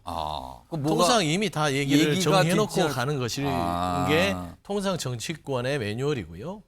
제가 봐도 이제 지도부가 여러 가지 고민 끝에 이현주 전 의원에 대한 복당을 결정했기 때문에 제가 이제 당직인 입장에서는 지도부의 어떤 결정을 존중해야겠지만 개인적으로 좀 보면은 세 가지 고민점이 과연 충족이 될까? 그게 가장 문제가 돼요. 세 가지 고민이요? 첫 번째는 정말 이게 이현주 전 의원을 들여왔을 때 이번 총선에서 실익이 있느냐? 지도부가 그걸 따졌을 거라고 생각하지만 실보다는 득이 있다고 생각해서 드렸을 거 아닙니까? 그렇겠죠. 그다음에 두 번째는 당내에서 그러니까 문재인 저격수로서 너무 입에 담지 못할 과거 사람들의 발언이 너무 많아요. 예. 주워 담을 수가 없어요. 근데 그거를 잘못했다는 것만으로 그걸 상처받았던 친문 그룹이 과연 이걸 용인했느냐? 이거 자칫 막 이게 반발을 하면 이게 갈등처럼 부를 수 있는 도화선이 될 수 있다는 점에서 그런 리스크를 안고 있는데 이거는 이현주 전 의원이 풀어야 돼요. 그리고 이재명 대표께서 풀어야 됩니다. 예. 그다음에 세 번째 보면은 지역을 어디로 줄 것이냐? 과연 노른자를 줄 것이냐? 지금 한창 공천을 하고 있단 말이에요, 지금요. 아니면 진짜 험지를 가서 이현주 전 의원은 나름대로 여러 당을 돌아다녔지만 최근 방송 활동을 통해서 인지도도 많이 있고 전투력도 있잖아요. 예. 그러니까 지금 반윤에 대해서 정말 저격을 잘하는 의원이기 때문에 영입을 했다고 저는 보여요. 뭐 그랬을 때는 그러면 이현주 의원이 정말 비단길을 갈 필요가 없잖아요. 가장 험지를 가서 윤석열 대통령과 한동훈 비대위원장 국민의힘 쪽에 거물급 스타가 있는 데를 가서 뛰어드는 것들이 맞겠지만 험지 예를 들면 뭐 영남 이런 거 생각하시는 거예요? 영남까지는 아니더라도요. 뭐 수도권에 여러 가지 또 이제 뭐 다툴 만한 데가 있지 않습니까? 예. 그렇게 따졌을 때는 과연 그거를 이현주 전 의원이 용인하고 들어왔느냐. 이 세 가지가 시간이 지나면 풀릴 것인데 이 전체를 봤을 때 이번 총선에서 민주당의 득이 될지 실이 될지는 따져봐야 될 것 같다. 그래서 저는 여기서는 개인적으로는 이현주 전 의원의 향후 스탠스 뭐 곧 뭐 조만간 일주일 안에 발표가 되겠지만 그 행보를 주목하는 것들이 좀 관전 포인트다. 좀 그래 보고 있습니다. 그러니까 이현주 전 의원이 복당을 하는 게 과연 총선 앞 민주당에 도움이 되는 것인가 이런 의문 제기가 나오는 거죠, 당내에서도. 그리고요, 자칫 이게 지금 진행 중인 공천과 관련이 되는 순간 어떻게 될 것인가 지금. 어떤 지역구가 선택이 되고 출마하는 모습이 나타났을 때 어떻게 되는 것인가. 공천과 관련된 거예요. 가뜩이나 지금 이재명 대표 공천 관련해서 여러 가지 논란이 지금 되고 있거든요. 이게 좀 정리된 게 있는데 우선 화면 좀 보겠습니다. 이게 두 가지가 지금 하나에 나왔는데 우선 이재명 대표가 이른바 직접 전화 통화를 누군가에서 이제 불출마 주시죠. 뭐 여론조사 해보니까 이게 지금 탈이 났어요. 지금 반발이 나온단 말이에요. 아니 왜 그런 전화를 저한테 하십니까? 약간 이런 분위기란 말이에요. 지금요. 뭐 어떤 분은 수용도 했지만 뒤끝도 남아있고요. 여전히. 또 하나는 최근에 이재명 대표 의원실 818호입니다. 국회의원회관. 여기서 심야에 비공개 회의, 지도부의 일부, 그다음에 측근, 아주 가까운 분 의원 일부 참여한 여기서 무슨 총선 컷오프 등등등 논의한 거 아니냐. 이런 얘기까지 나와서 논란이 되고 있거든요. 지금요. 다 공천과 관련이 있습니다. 지금. 이런 상황에서 오늘 정당 지지율 조사 결과가 하나가 나왔습니다. 이겁니다. 오른쪽 맨 끝에 있는 숫자, 가로로, 세로로 쭉 있는 숫자 봤어요? 맨 위 빨간 점, 그다음에 파란 점 있잖아요. 빨간 점이 37, 국민의힘. 민주당이 31입니다. 근데 이전 조사하고 좀 비교해 보세요. 이전 조사 때는요, 두 정당이 거의 비슷비슷하게 엎치락뒤치락 간 상황이었어요. 근데 이번 조사는 좀 벌어집니다. 물론, 저 차이는 오차 범위 내입니다. 그렇기 때문에 통계적으로는 같다고 볼 수 있습니다. 그러나 흐름을 보면 뭔가 변화가 생긴 것 같기도 합니다. 지금요. 이겁니다. 지금. 요거요. 서재원 위원장과 김윤영 부대변인께 제가 일부씩만 시간 좀 드려볼게요. 국민의힘에 비해서 서재원 위원장, 국민의힘에 비해서 사실 공천 과정이 상대적으로 매끄럽지 않다라는 평가도 나오고 있습니다. 지금 민주당 상황에 대해서요. 이런 것 때문에 지금 지지율에 영향을 받았을까요? 이거 어떻게 보십니까? 좀 종합적인 판단이나 요인이 다 들어간 것 같고요. 오늘 아침에 이제 한병도 전략기획위원장께서는 지금 2월 첫째 주, 둘째 주가 아무래도 국민의힘 이제 여론조사라든지 공천 관련해서 이제 전화 대기제가 좀 있을 거다. 그래서 다음 주가 되어 봐야지 이것이 흐름이 만약에 꺾인다면 이거 응답하신 분들이 그렇죠. 약간 국민의힘 지지할 수 있다? 그런 부분도 있는 것이고 또 뭐 사실상 뭐 저희가 뭐 윤석열 정권 심판 그리고 뭐 여러 가지 뭐 김건희 여사에 대한 그런 뭐 단점이라든지 그 실책에 대해서만 너무 기대한 거 아니냐. 그리고 이제 보여줄 수 있는 것들은 우리의 대안, 비전 이런 것들이 조금 국민들이 제 눈높이에 낮다 보니 이제 앞으로 이런 분은 좀 슬로우 스타트지만 이걸 신속하게 해야 되는 것이고 이현주 의원 또 이제 영입돼서 그것이 지지율에 바로 나타나진 않겠지만 앞으로 이현주 의원의 활용이라고 해야 되나요? 서로 당원이 바라보고 기대하는 거 그리고 이현주 전 의원이 바라보고 기대하는 또 당의 또 모습이 있을 거잖아요. 또 당대표 지도자, 지도부 그런 것들이 조화롭게 가느냐 혹은 또 영입을 했는데 또 마찰음이 커지면 예. 더 지지율이 또 떨어지거나 할 수 있기 때문에 저희들로는 뭐 이게 지지율이 일시적이고 하더라도 조심해야 될 필요는 있는 것이죠. 자, 김윤영 국민의힘 부대변인. 네. 그러니까 지금 최근에 민주당의 공천 관련 상황과 이 지지율 결과 어떤 연관이 있다고 보십니까? 아니면 그렇지는 않다고 판단하십니까? 세부 지표를 보면 연관이 있는 게 나옵니다. 보시면 저기 국민의힘 지지를 한다는 37%에서 보수 지지층이 보수 자신의 정치 성향을 보수층이라고 예. 밝히신 분들은 75%가 국민의힘을 지지했고요. 반면에 민주당 같은 경우는 진보층이라고 정답한 분들의 61%만 민주당을 지지했습니다. 상대적으로 좀 적네요. 상대적으로 적죠. 그런 말은 가급적 국민의힘 같은 경우는 지지층이 결집하고 있다는 뜻이고 민주당은 지지층이 결집하지 못하고 있는 상황인데 총선을 앞둔 이 시점에는 보통 지지층이 결집하는 게 통상적인 여론조사 그렇죠. 관례입니다. 예. 그런데 이렇게 나왔다는 거는 민주당 내분적으로 즉 공천은 사실 현재 시점은 경선 시점이지 않습니까? 예. 경선에서 잡음이 생기면 무조건 지지층 이탈이 나오게 돼 있습니다. 거기다가 사실 총선을 앞둔 시점에 이 시기의 여론조사 중에 한 가지 더 봐야 될 점은 집권 여당 같은 경우는 정권 심판론 영향 때문에 지지율이 상대적으로 조금 덜 나오는 경향이 있습니다. 예. 그럼에도 불구하고 국민의힘이 많이 나왔다는 거는 그만큼 민주당 현재 내분이 민주당 분들은 인정하지 않겠지만 국민들께서는 생각보다 심각하게 바라보고 있다. 그렇게 보는 것이 맞을 것 같습니다. 이게 보면은 아까 이현주 전 의원 얘기, 그다음에 최근에 공천 관련해서 약간 잡음처럼 논란처럼 비춰준 거 보면 공통점은 이재명 대표가 거기에 관련이 좀 있거든요, 다들. 오늘 법원에서 어떤 판단이 나왔는데 화면 좀 보겠습니다. 일단 요거요, 송영훈 의원께서 이거 좀 보시면서 이거 무슨 판단이 나온 겁니까, 오늘 법원에서? 이게 지금 그 이재명 대표의 대장동 관련 재판에서 있었던 일인데요. 예. 다음 달 19일로 이제 다음 공판기일이 예정이 됐습니다. 다음 달 3월 19일. 3월 19일 예. 그렇습니다. 그런데 이제 그 이재명 대표 쪽에서 다음 3월 19일 공판기일에 이재명 대표가 총선 출마 때문에 출석하기 어렵다. 그러면서 좀 출석하지 않게 해달라고 했더니 법원이 칼같이 불허했습니다. 예. 그랬는데 그 출석하지 않게 해달라고 하는 사유가 재밌습니다. 그 증인을 한 명 신문하기로 했는데 그 증인이 지금 공동 피고인인 정진상 실장의 혐의와 관련된 피고인이기 때문에 이재명 대표 없이도 진행할 수 있지 않냐. 관련 없는 거 아니냐. 그러니까 변론을 분리해서 진행해달라라고 재판부에 요청을 했는데요. 그 3월 19일에 나오기로 되어 있는 증인이 유동규 전 본부장입니다.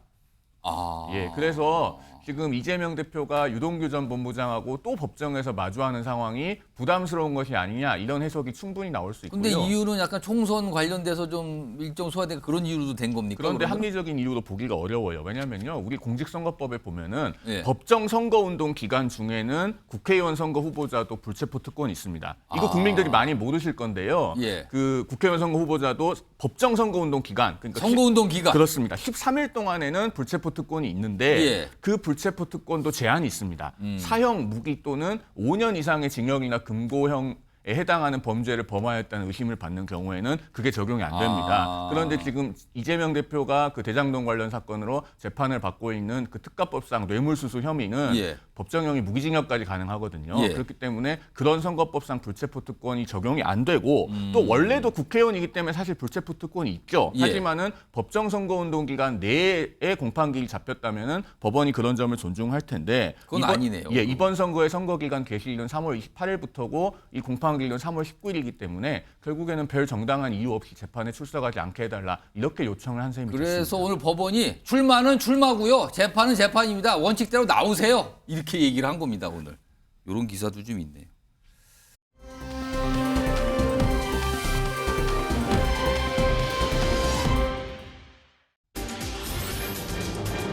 자, 다음 이슈 제목이 등장했습니다. 뭔가 출마를 하는데 외쳤어요. 출마한다는 이유를. 근데 복수를 위해 출마를 한다는 거예요. 복수. 그럼 복수 대상이 있을 거 아니에요. 그럼 저격하러 출마한다는 뜻도 되는데 복수 위해 출마. 이렇게 외친 분들이 최근에 잇따르고 있다. 이게 지금 총선과 관련해서 나타난 어떤 또 한 가지의 현상입니다. 지금요. 일단 화면 좀 보시죠. 4명이 등장하네요. 정유라, 유동규 총선 출마 선언을 한 셈이에요. 정유라 씨는 총선 출마 의사를 밝혔거든요. 구체적으로.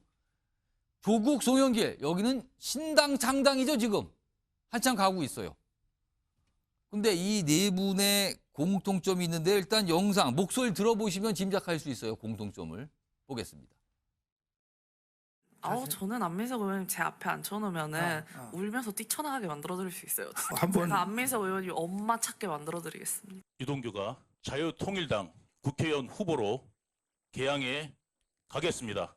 제가 반드시 토론에 나가서 이재명의 두 얼굴을 낱낱이 보여드리고 그 조기 종식이라는 것을 이루기 위해서 제가 민주당과는 좀 더 다른 방식으로 더 빠르게 더 강하게 움직이는 사람, 그 정당이 필요하다는 판단을 했습니다. 정치검찰 해체를 위해 선봉에 선 사람들, 이와 함께하는 사람들의 의지를 모아 정치검찰 해체당 창당을 선언한다.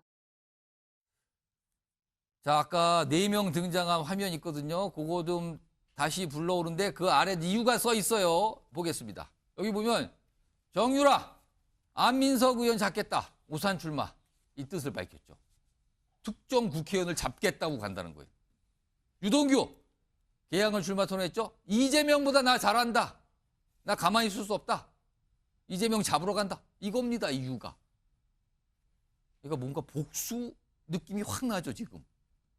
그리고요, 조국 전 장관과 송영길 전 대표는 윤 정권 종식이 목적이에요, 지금요. 저걸 계속 외치고 있어요. 그래서 조국 신당 지금 창당 중이고요.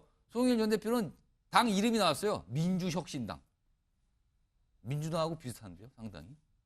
민주혁신당 창당이다. 이렇게 나오고 있는데 이거 좀 한 명씩 좀 나눠서 볼까요? 전 김윤영 부대변인께는 유동규 씨 얘기 좀 해보죠. 유동규 씨가 이재명 대표 지역구 개항을 출마한다고 선언했잖아요. 그리고 정유라 씨는 안민석 의원 지역구인 오산 출마하겠다고 했어요. 이거 뭐로 보이십니까? 이거 저격 또는 뭐 망신주기, 복수열전 뭐로 보이십니까 이거? 저는 이분들이 공통적으로 느끼는 감정이 사과를 받지 못해서 그런 거라고 생각합니다. 사과요? 네. 지금 사실 우리 정치에서 정치인들이 자기의 잘못을 인정하는 사람이 거의 없습니다. 오히려 잘못을 저질러 놓고 인정하기보다는 오히려 수사가 정치 보복이었다는 말만 되풀이해서 하고 있습니다.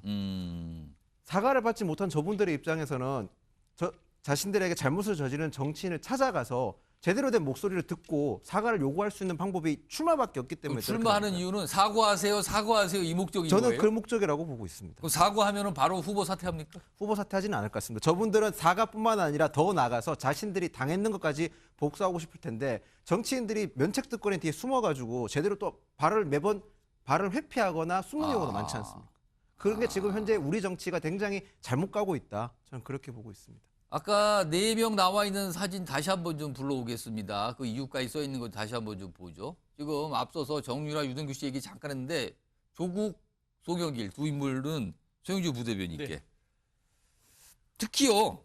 송영길 전 대표는 지금 창당 당 이름까지 정했어요. 근데 그렇죠. 이런 얘기를 입장을 밝혔는데 지금 저 당에 현역 의원 5명의 영입은 확실시 된다. 그리고요. 최종적으로는 10명 이상 의원이 올 것 같다고 했어요. 근데 아무리 생각해도 이건 모두 민주당 소속 의원 아닙니까? 현실성이 있으니까 그래도 전직 대표를 지냈고. 뭔가 지금 있는 겁니까 지금? 그러지 않고서 그냥 얘기를 했겠습니까? 그런데 이제 당을 창당할 정도라면은 여러 가지 고심이 있었을 것이고. 발을 묶어서 사법리스크에 꽁꽁 묶고 나서 지금 총선을 앞두고 재판을 연기 안에 만에 하는 그런 상황까지 가 있는 상황이고요. 조국 전 장관 지금 몇 년을 털어가지고 지금 이제 뭐 실형이 2심에서 나와서 잘못하면 이제 옥중에 가서 창당을 해야 될 상황이고. 예. 송영길 전 대표 같은 경우도 전당대회에서 돈봉투 사건 부분이 있었는데 이게 정치자금까지 연계돼서 지금 구속된 상황이란 말입니다. 결국에는 이 자체가 결국에는 야당 탄압이라고 느낄 수 있는 두 사람은 그런 차원에서 창당을 선언한 것이기 때문에 저는 이분들이 얘기하는 것들이 현실성이 없지 않고서는 저는 그런 얘기를 할 수가 없다고 봅니다. 특히 옥중이기 때문에 그냥 아무 말이나 했다가는 그 신빙성이 떨어질 거 아닙니까? 그래서 저는 어느 정도 뭐 물밑 작업들이 있고 본인이 확인한 바가 저는 얘기가 있다고 보고요. 아까 뭐 정유라 씨나 뭐 지금 보면 유동규 씨 같은 경우 보면 이게 뭐 복수열전이 아니라요. 코미디 희극이죠. 그러니까 정치가 너무 희화화돼 있다. 이게 선출직의 무게라는 것들을 이런 식으로 개인의 어떤 감정을 가지고 한 사람을 저격하기 위해서 출마한다. 그건 절대 해서는 안 되는 일이다. 저는 그렇게 좀 평가하고 싶습니다. 지금 소영주 민주당 부대변인이 이제 조국 전 장관, 그 송영길 전 대표 특히 여기서 평가했는데 사실 국민의힘에서는 완전히 다른 시각으로 보고 있거든요. 오늘 국민의힘에서 나온 목소리가 하나 있습니다. 들어보겠습니다. 불법 정치 자금을 수수한 분, 2심에서 실형을 선고받은 분, 돈 봉투를 뿌려서 구속 중이신 분, 이런 분들이 지금 당당하게 연일 출마 선언 내지 창당 선언을 하고 있습니다. 민주당은 지금 22대 국회를 소도 국회로 만들 셈인지 어쩌다 대한민국 국회가 범죄자들의 방탄 벙커가 되었는지 정말 부끄럽다는 말씀. 송영훈 의원. 소도 국회라는 표현이 소도 출마 뭐 이렇게 이런 취재 소도 국회를 만들 거냐 이런 얘기까지 나왔네요. 이거 어떻게 보셨습니까?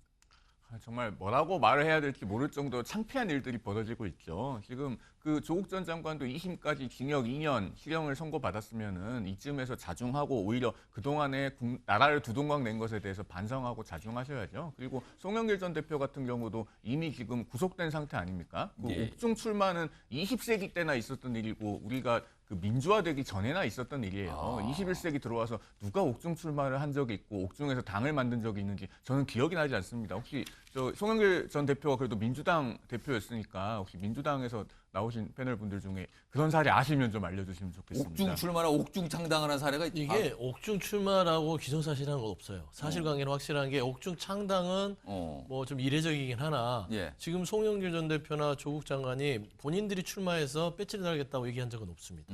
예, 결국에는 창당을 먼저 하고 나서 예. 이 세력 자체는 현재 윤석열 정부에 대해서 반기를 들고 조기 정식하겠다라는 주장이지 제가 현재까지 파악한 그리고 언론에 보도된 바로는 없다. 본인들의 거취하고. 그러니까 20세기 이후에 21세기 들어와서 그런 옥중 창당의 사례가 있느냐 없는 것 같은데요? 그러니까 저는 20세기 이후에 윤석열 정부 같은 정부는 처음 봤어요. 바로 예 말씀하세요. 예, 어쨌든 그 지금 조국 신당이나 송영길 신당이나 우리 그 사회의 퇴행을 보여주는 것이죠. 정치의 퇴행을 보여주는 것이고, 예. 그다음에 앞서 이제 그 유동규 정유라 씨에 대한 언급도 있었는데, 예. 그 정유라 씨도 출마하는 것이 사실은 좀 설득력이 없어 보여요. 그 안민석 의원을 낙선시키겠다고 하는데, 사실은 정유라 씨 본인이 객관적으로 그렇게 당선 가능성이 높다고 볼 수는 없잖아요. 그러면은 사실은 그 안민석 의원을 뭐 낙선시키는 게 본인의 목표라고 하면은 그것은 선거에 맡겨두고 예. 또 안민석 의원의 어떤 처벌을 바란다면은 지금 안민석 의원은 그 작년 11월에 이미 기소가 돼 있지 않습니까? 예. 무슨 그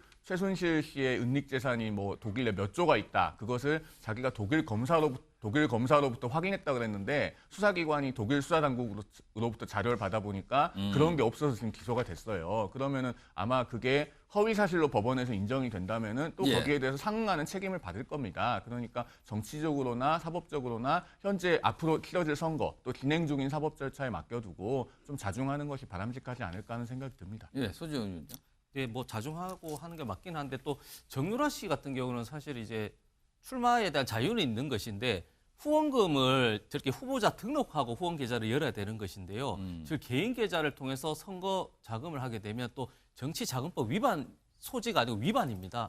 그래서 그런 절차 따지고 저는 조금 의아한 게 정유라 씨 같은 경우는 사실 뭐 윤석열 정부가 검찰총장 시절에 예. 어머니하고 해서 박근혜 대통령 탄핵시키고 감옥에 이렇게 구속시킨 장본인이거든요. 그런 논리면 정말 송영길이나 조국 신당과 합당해야 되는 것인데 왜 거꾸로 왜 안민석 의원을 잡으러 오산에 갈 것이 아니고 예. 이런 문제 제기는 윤석열 정부, 그러니까 윤석열 대통령께서 검찰총장 시절에 어머니와 본인에 대해서 그렇게 구속을 시켰지 않습니까? 예. 그러니까 그 문제를 제기하려고 하면은 조금 이제 안민석, 예, 우리 민주당 당원, 우리 국회의원을 저격할 것은 아니라고 보는 겁니다. 자, 이런 상황에서 지금 조국 전 장관 창당 움직임을 좀 빨리 하고 있는데 이와 관련됐을까요? 아닐까요? 다음 화면 보면 조국 전 장관의 부인 정경심 전 교수 어떤 내용이 좀 나온 게 있는데 지금 뭐 입시 비리 등 해서 징역 4년 그리고 가석방 상태잖아요. 지난해 9월. 근데 오는 24일에 대구에서 북 콘서트를 한답니다. 정경심 전 교수. 에세이, 옥중에 쓴 에세이 있죠? 나 혼자 슬퍼하겠습니다. 그리고 여기에 또 어떤 영미 시집 관련된 이런 책과 관련된 북 콘서트를 대구에서 한답니다. 그리고 과연 이 자리에서 또 혹시 조국 신당 지지하는 얘기를 할지 아무 얘기를 안 할지 또 이것 따라서 정치권도 또 여러 가지 얘기가 좀 나오겠네요. 이건 좀 지켜보도록 하고요. 다음 마지막 주제가 있습니다. 요즘에 다른 식구인데 한 식구가 갑자기 됐죠. 근데요, 뭔가 만만치 않은 모습이 언뜻 나타나고 있습니다. 제목으로 보시죠.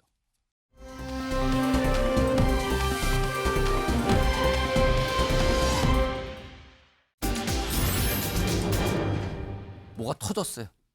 근데 딱 일주일 걸렸다는 겁니다. 딱. 잘해봅시다 라고 손을 잡은 지 일주일 만에 뭐가 터졌다. 이런 얘기인데요. 최근에 이준석 개혁신당 대표가 본인과 같이 당을 하고 있는 어떤 인사들에 관해서 그리고 당내 상황에 관해서 뭔가 얘기를 꺼내놨는데 이 얘기가 문제와 논란이 됐습니다. 또 그 내용부터 들어보시죠.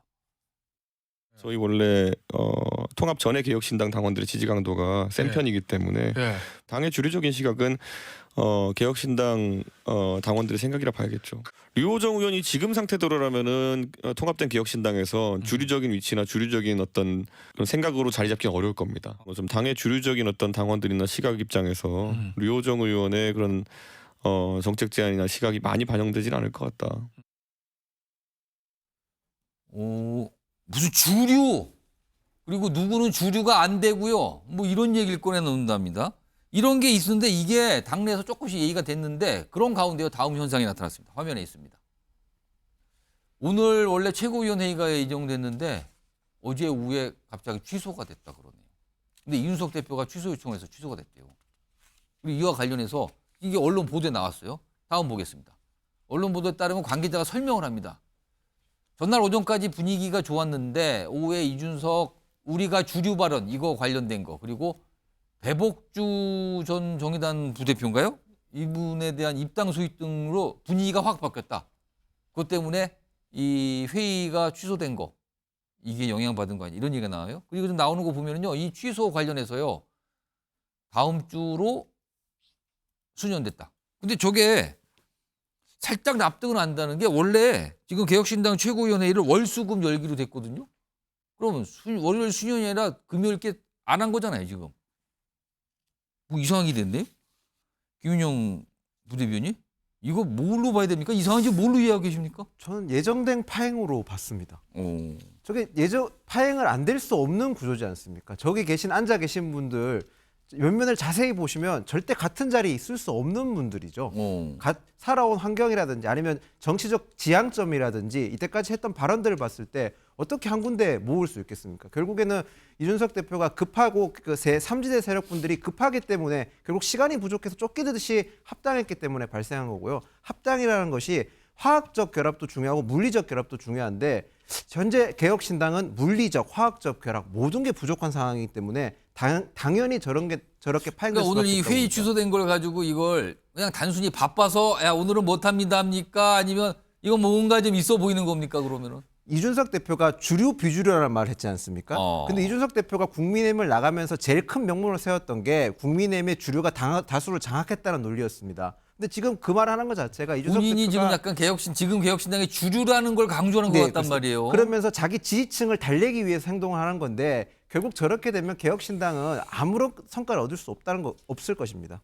지금 배복주 전 부대표 입당한 거를 최근에 몰랐다고 그랬죠? 그리고 그렇죠. 얘기를 했다고 그랬죠? 네, 그렇습니다. 그런 게 좀 약간 지지자로부터 놀라야 되는 건가요? 그러니까 지지자들은 지금 이준석 대표에 대해서 실망하는 수준을 넘어서 가지고요. 지지 철회까지 외치고 있는 상황이고 두 번 다시 이준석 대표에 대해서 지지하지 않겠다는 말도 많이 나오고 있습니다. 이준석 대표는 어떻게 보면 핵심 지지층이 굉장히 탄탄한 정치인인데 이준석 대표는 지금 당장 개혁신당이 실패하는 걸 떠나서 본인의 정치적 기반을 다 잃게 된 상황이기 때문에 어쩔 수 없이 저런 최고위를 파행한다든지 이런 모습을 보일 수밖에 없다고 생각을 합니다. 네, 송영훈 의원. 그 배복주 전 정의당 부대표 얘기 나왔으니까 말인데요. 예. 그 이준석 대표가 배복주 전 정의당 부대표를 콕 집어서 당에 합류하지 않았으면 하는 인물로 인터뷰한 게 바로 우리 MBN하고 인터뷰할 때 전화 연결 인터뷰에서 그렇게 말하지 않았습니까? 근데 지금 같은 당에 소속이 됐잖아요, 지금. 예, 그때 제가 바로 이 자리에서 그 인터뷰를 들었는데 저분이 전장현과 좀 관련이 있다 그겁니까? 예, 지금? 들었는데요. 그때 제가 이 자리에서 그 인터뷰를 들었는데요. 그때 들으면서 사실 경악을 금치 못했습니다. 왜냐면요. 누구의 배우자라는 이유로 비토하는 것도 참 그 사례가 드문 일입니다만은 더더군다나 저 배복주 전 정의당 부대표는요. 본인이 휠체어 장애인이에요. 그것도 3살 때부터 소아마비를 알아서 휠체어 타고 타고 다니시는 장애인입니다. 그러면은 그분에게 그런 이동권은 본인으로서는 굉장히 절박한 문제고 평생을 바쳐서 고쳐야 되는 문제거든요. 그거를 이준석 대표는 전혀 공감과 이해를 하지 못하고 그런 사람은 우리 당에 들어올 수 없다. 이렇게 딱 짜는 거예요. 그런데 그것도 본인의 생각대로가 안 됐단 말이에요, 지금 또. 그렇습니다. 근데 그걸 가지고 지금 계속 관철을 하려고 저러는 게 아닌가 싶은데 저는 정치가 그 정도의 포용력밖에 없어서는 과연 지속될 수 있는 것인가 하는 생각이 들고요. 근데 지금 배복주 전 부대표요. 지금 언론 인터뷰를 통해 보면 지금 이 개혁신당에서 비례대표를 원한다 그랬거든요. 이거 가지고 큰 다툼이 되지 않겠습니까, 지금? 그렇습니다. 상당한 갈등 요소가 될 걸로 보이고요. 그래서 제가 작년 12월부터 이준석 대표와 이낙연 대표의 결합 가능성에 대해서 질문을 받으면은 일관되게 드렸던 얘기가 있습니다. 소주와 맥주를 섞으면 우리가 소맥이 돼서 맛있게 먹을 수 있는데 소주에 물을 타거나 맥주에 물을 타면은 맛이 없다는 얘기를 제가 계속 드렸거든요. 이준석 대표가 바로 그 물과 같은 존재다. 그러니까 어느 당에서나 자신이 헤게모니를 잡지 못한 상황에서는 항상 다른 지도부를 공격하고 곤란하게 만드는 역할을 해왔다. 그런 말씀을 드렸었는데 역시나 지금 예상대로 전개가 되고 있습니다. 일단 이게 단순히 그냥 뭐 취소할 수 있는 회의 정도인 건지 아니면 그 이상의 뭔가가 있어서 회의가 열리지 않은 건지는 모르겠습니다만 약간의 새로 출범한 신당 측으로는 이 회의를 빼먹는 거는 글쎄요. 보기에 따라서 여러 가지 해석이 가능한데 그런 말씀드리고요. 이런 가운데 지금 한 언론 보도가 나왔는데 이준석 대표의 지역구 출마 관련된 얘기가 좀 나온 게 있어요. 지금 밑에 아래 자막으로 나오고 있는데요. 이준석 대표 수원, 평택 등 출마 검토한다는 보도가 방금 나왔습니다. 수원, 평택이요. 그동안 세종 아니면 서울에 어디 아니면 대구에 어디 나왔는데 이제는 수도권에 수원, 평택이 나왔어요. 그리고 이게 양양자 이원우 의원과 함께 반도체 벨트 뭐 이렇게 구축한다. 이런까지 나왔거든요. 좀 보면은 출마 지역 2월 말 3월 초 때 윤곽이다 이렇게 나왔는데 일단 보도는 수원, 평택이 나왔어요.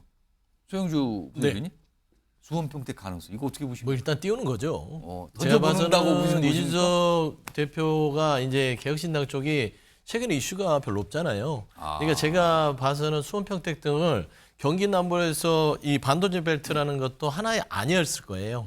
그다음에 TK 가서 어떤 영남의 보수의 심장에서 나가는 것도 하나의 아닐 것이고 세종도 아니고 그래서 여러 가지 안 중에 검토된 것 중에 하나를 흘려서 지금 기본적으로 끌어당기는 겁니다. 그러면은 언론의 주목도를.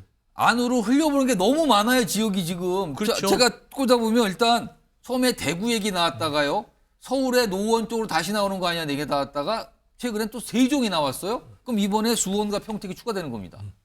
그러니까 지금 이거는 제가 봐서는 주목도를 높이기 위한 하나의 그냥 안을 던진 거예요. 저는 이건 결정 안 됐다고 봅니다. 이거는 뭐 결정되지 않은 사항을 보도한 거라고 보고요. 중요한 거는 지금 내부적으로 이준석 대표가 지금 배복주 전 정의당 대표 여러 전장현과 관련된 것들 유호정 의원과의 어떤 논란 속에서 본인의 지지층이 빠져나가는 것들이거든요.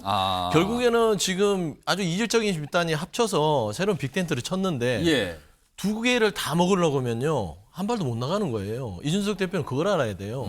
하나를 얻었으면 하나를 잃을 각오를 해야 되는데 본인은 다 가지려고 그래요. 그러면은 한 발짝도 못 가죠. 두 개라는 거는 빅텐트 하나, 그다음에 지지자 지지자도 하나. 다 가지려고 하니까 여기에서 본인이 다시 어깨 싸움이 들어가는 겁니다. 이렇게 싸워줘야 다시 지지층이 돌아오거든요. 그럼 그 안에서 싸우신 분들은 어떻게 되는 거예요? 그러니까 문제예요. 그러면은 지금 통합공관위를 개혁신당 안에서 하는데 시간은 없어요. 지금 최고를 안 내는 게 내부 갈등이 아니다. 내부 갈등이죠. 지금 오늘 나온 지지율이잖아요. 이게 아까 여야 거대 정당만 소개 들었는데 여기 보면 개혁신당 나오는데요. 약한데요, 지지율 숫자가. 저게 한 8%는 나와야 좀 숨도 좀 쉬고 빅텐트 친 면도 쓸 텐데 지금 봐서는 이준석 대표가 나름대로의 자기 지지층이 흔들리는 거에 대해서 굉장히 스트레스 받는 것 같아요. 그래서 제가 봐서는 지금 현재 오늘 최고위를 안 하고 올해를 넘긴 것은 이 기간 동안 이낙연 공동대표나 아니면 그쪽 새로운 미래에서 훔친 그쪽에 무슨 대답을 기다리지 않나. 저는 그런 시간을 갖고 있는데 제가 조언 하나 들으면 시간 없다. 그러니까 두 가지 욕심 다 챙기려 하지 말고 하나를 버리고 하나를 얻는 좀 지혜를 택해야 될 텐데 모르겠어요. 이준석 대표 스타일이 그런 거는 좀 아니잖아요. 다 얻고 싶어 하잖아요. 그래서 좀 걱정입니다. 서지현 위원장은 지금 민주당 대구시당 청년위원장인데 처음에 이준석 대표의 출마 지역구로 대구 쪽이 거론됐다가 지금 이제 수원 평택까지 나오고 있어요. 이거 어떻게 보십니까? 맞습니다. 이렇게 되면 또 서울도 했었으니까 이제 또 비례 이야기 나오지 않을까. 이제 전국으로. 비례요? 예, 그렇죠. 그냥 오해할 수 있는 본인은 것이죠. 비례는 안 간다고 이제 얘기를 예. 해놓은 상태인데. 예, 그만큼 오해를 받아서 저는 이준석 대표가 사실 정치 신인이 아니잖아요. 정치 신인은 뭐 예전에 이영표 축구 해설위원께서 월드컵은 뭐 연습하는 것이 아니라 증명하는 것처럼 예. 이준석 대표는 나이에 비해서 정치 연륜을 봤을 때는 이제는 총선에서 증명해야 되는 겁니다. 예. 그럼 본인이 희생을 넘어서 시너지를 할 책임이 있는 것인데 지금 앞서 이제 그 지지율로 봤을 때 3+3이면 6인데 지금 4가 나와버렸지 않습니까? 그렇다 보면 이제 대표로서 그런 고민 그리고 또 힘든 상황에서는 또 본인의 거치 정치적 미래도 고민 안 할 수가 없으니까 이런 여러 가지 상황에서 이준석답지 않은 거 신속함인데 아이콘이 지금 계속 한두 달 정도 지역구 쇼핑하듯이 계속 이리저리 언론 플레이 정도 한다면 이거는 이준석 본인의 정치적 그동안 쌓았던 그런 것도 놓칠 수 있고 삼지대라는 그 개혁신당의 어떤 그 아이덴티티도 놓칠 수 있기 때문에 저는 이제 검토가 아니고 직접적으로 출마라든지 비례든지 혹은 불출마든지 어느 한 곳을 선택해서 이제 계속 끌고 갈 이제 그게 대표의 숙명이라 보는 겁니다. 자, 마지막으로 김용현 부대변인께 네. 만약에 이준석 대표가 수원에 출마한다면요. 수원이 5개 지역구가 있는데 모두 다 민주당 의원이거든요. 네. 그만큼 국민의힘에는 험지예요. 네. 근데 여기에 개혁신당에 이준석 대표가 뛰어든다면 거기에 출마한 국민의힘 후보들에게 불리한 겁니까? 저는 이준석 대표가 지금 더 이상 보수 정당의 색깔을 띠고 있지 않다고 생각합니다. 오히려 이준석 대표를 찍는 분들이 보수보다는 진보 보수 골고루 섞여 있을 거라 생각이 들거든요. 그래서 결코 저희한테 무조건 불리하다 그렇게 평가는 저는 그러면 하지 민주당 않습니다. 후보나 국민의힘 후보 모두에게 약간의 부정적인 효과는 고루 갈 거다? 네, 그리고 현재 개혁신당 자체가 보수나 진보 어느 쪽 성향을 못 갖고 있다고 저는 생각을 하고 있습니다. 그렇기 때문에 민주당이나 국민의힘 둘 다 똑같이 마이너스로 작용할 거라고 생각하고 있습니다. 아무튼 뭐 별의별 얘기가 나오는데 이게 지금 총선 때니까요. 총선 때가 되면은 누가 어디에 가는가, 누가 어디에 공천을 할 수 있다 이런 얘기가 나오는데 나중에 시간 지나고 보면 맞는 경우도 있고요. 완전히 틀린 경우도 있어요. 지금 각각 소개해드릴 게 많은데 과연 이게 어느 경우인지는 아직은 모릅니다. 시간이 좀 필요해 보이는 상황입니다.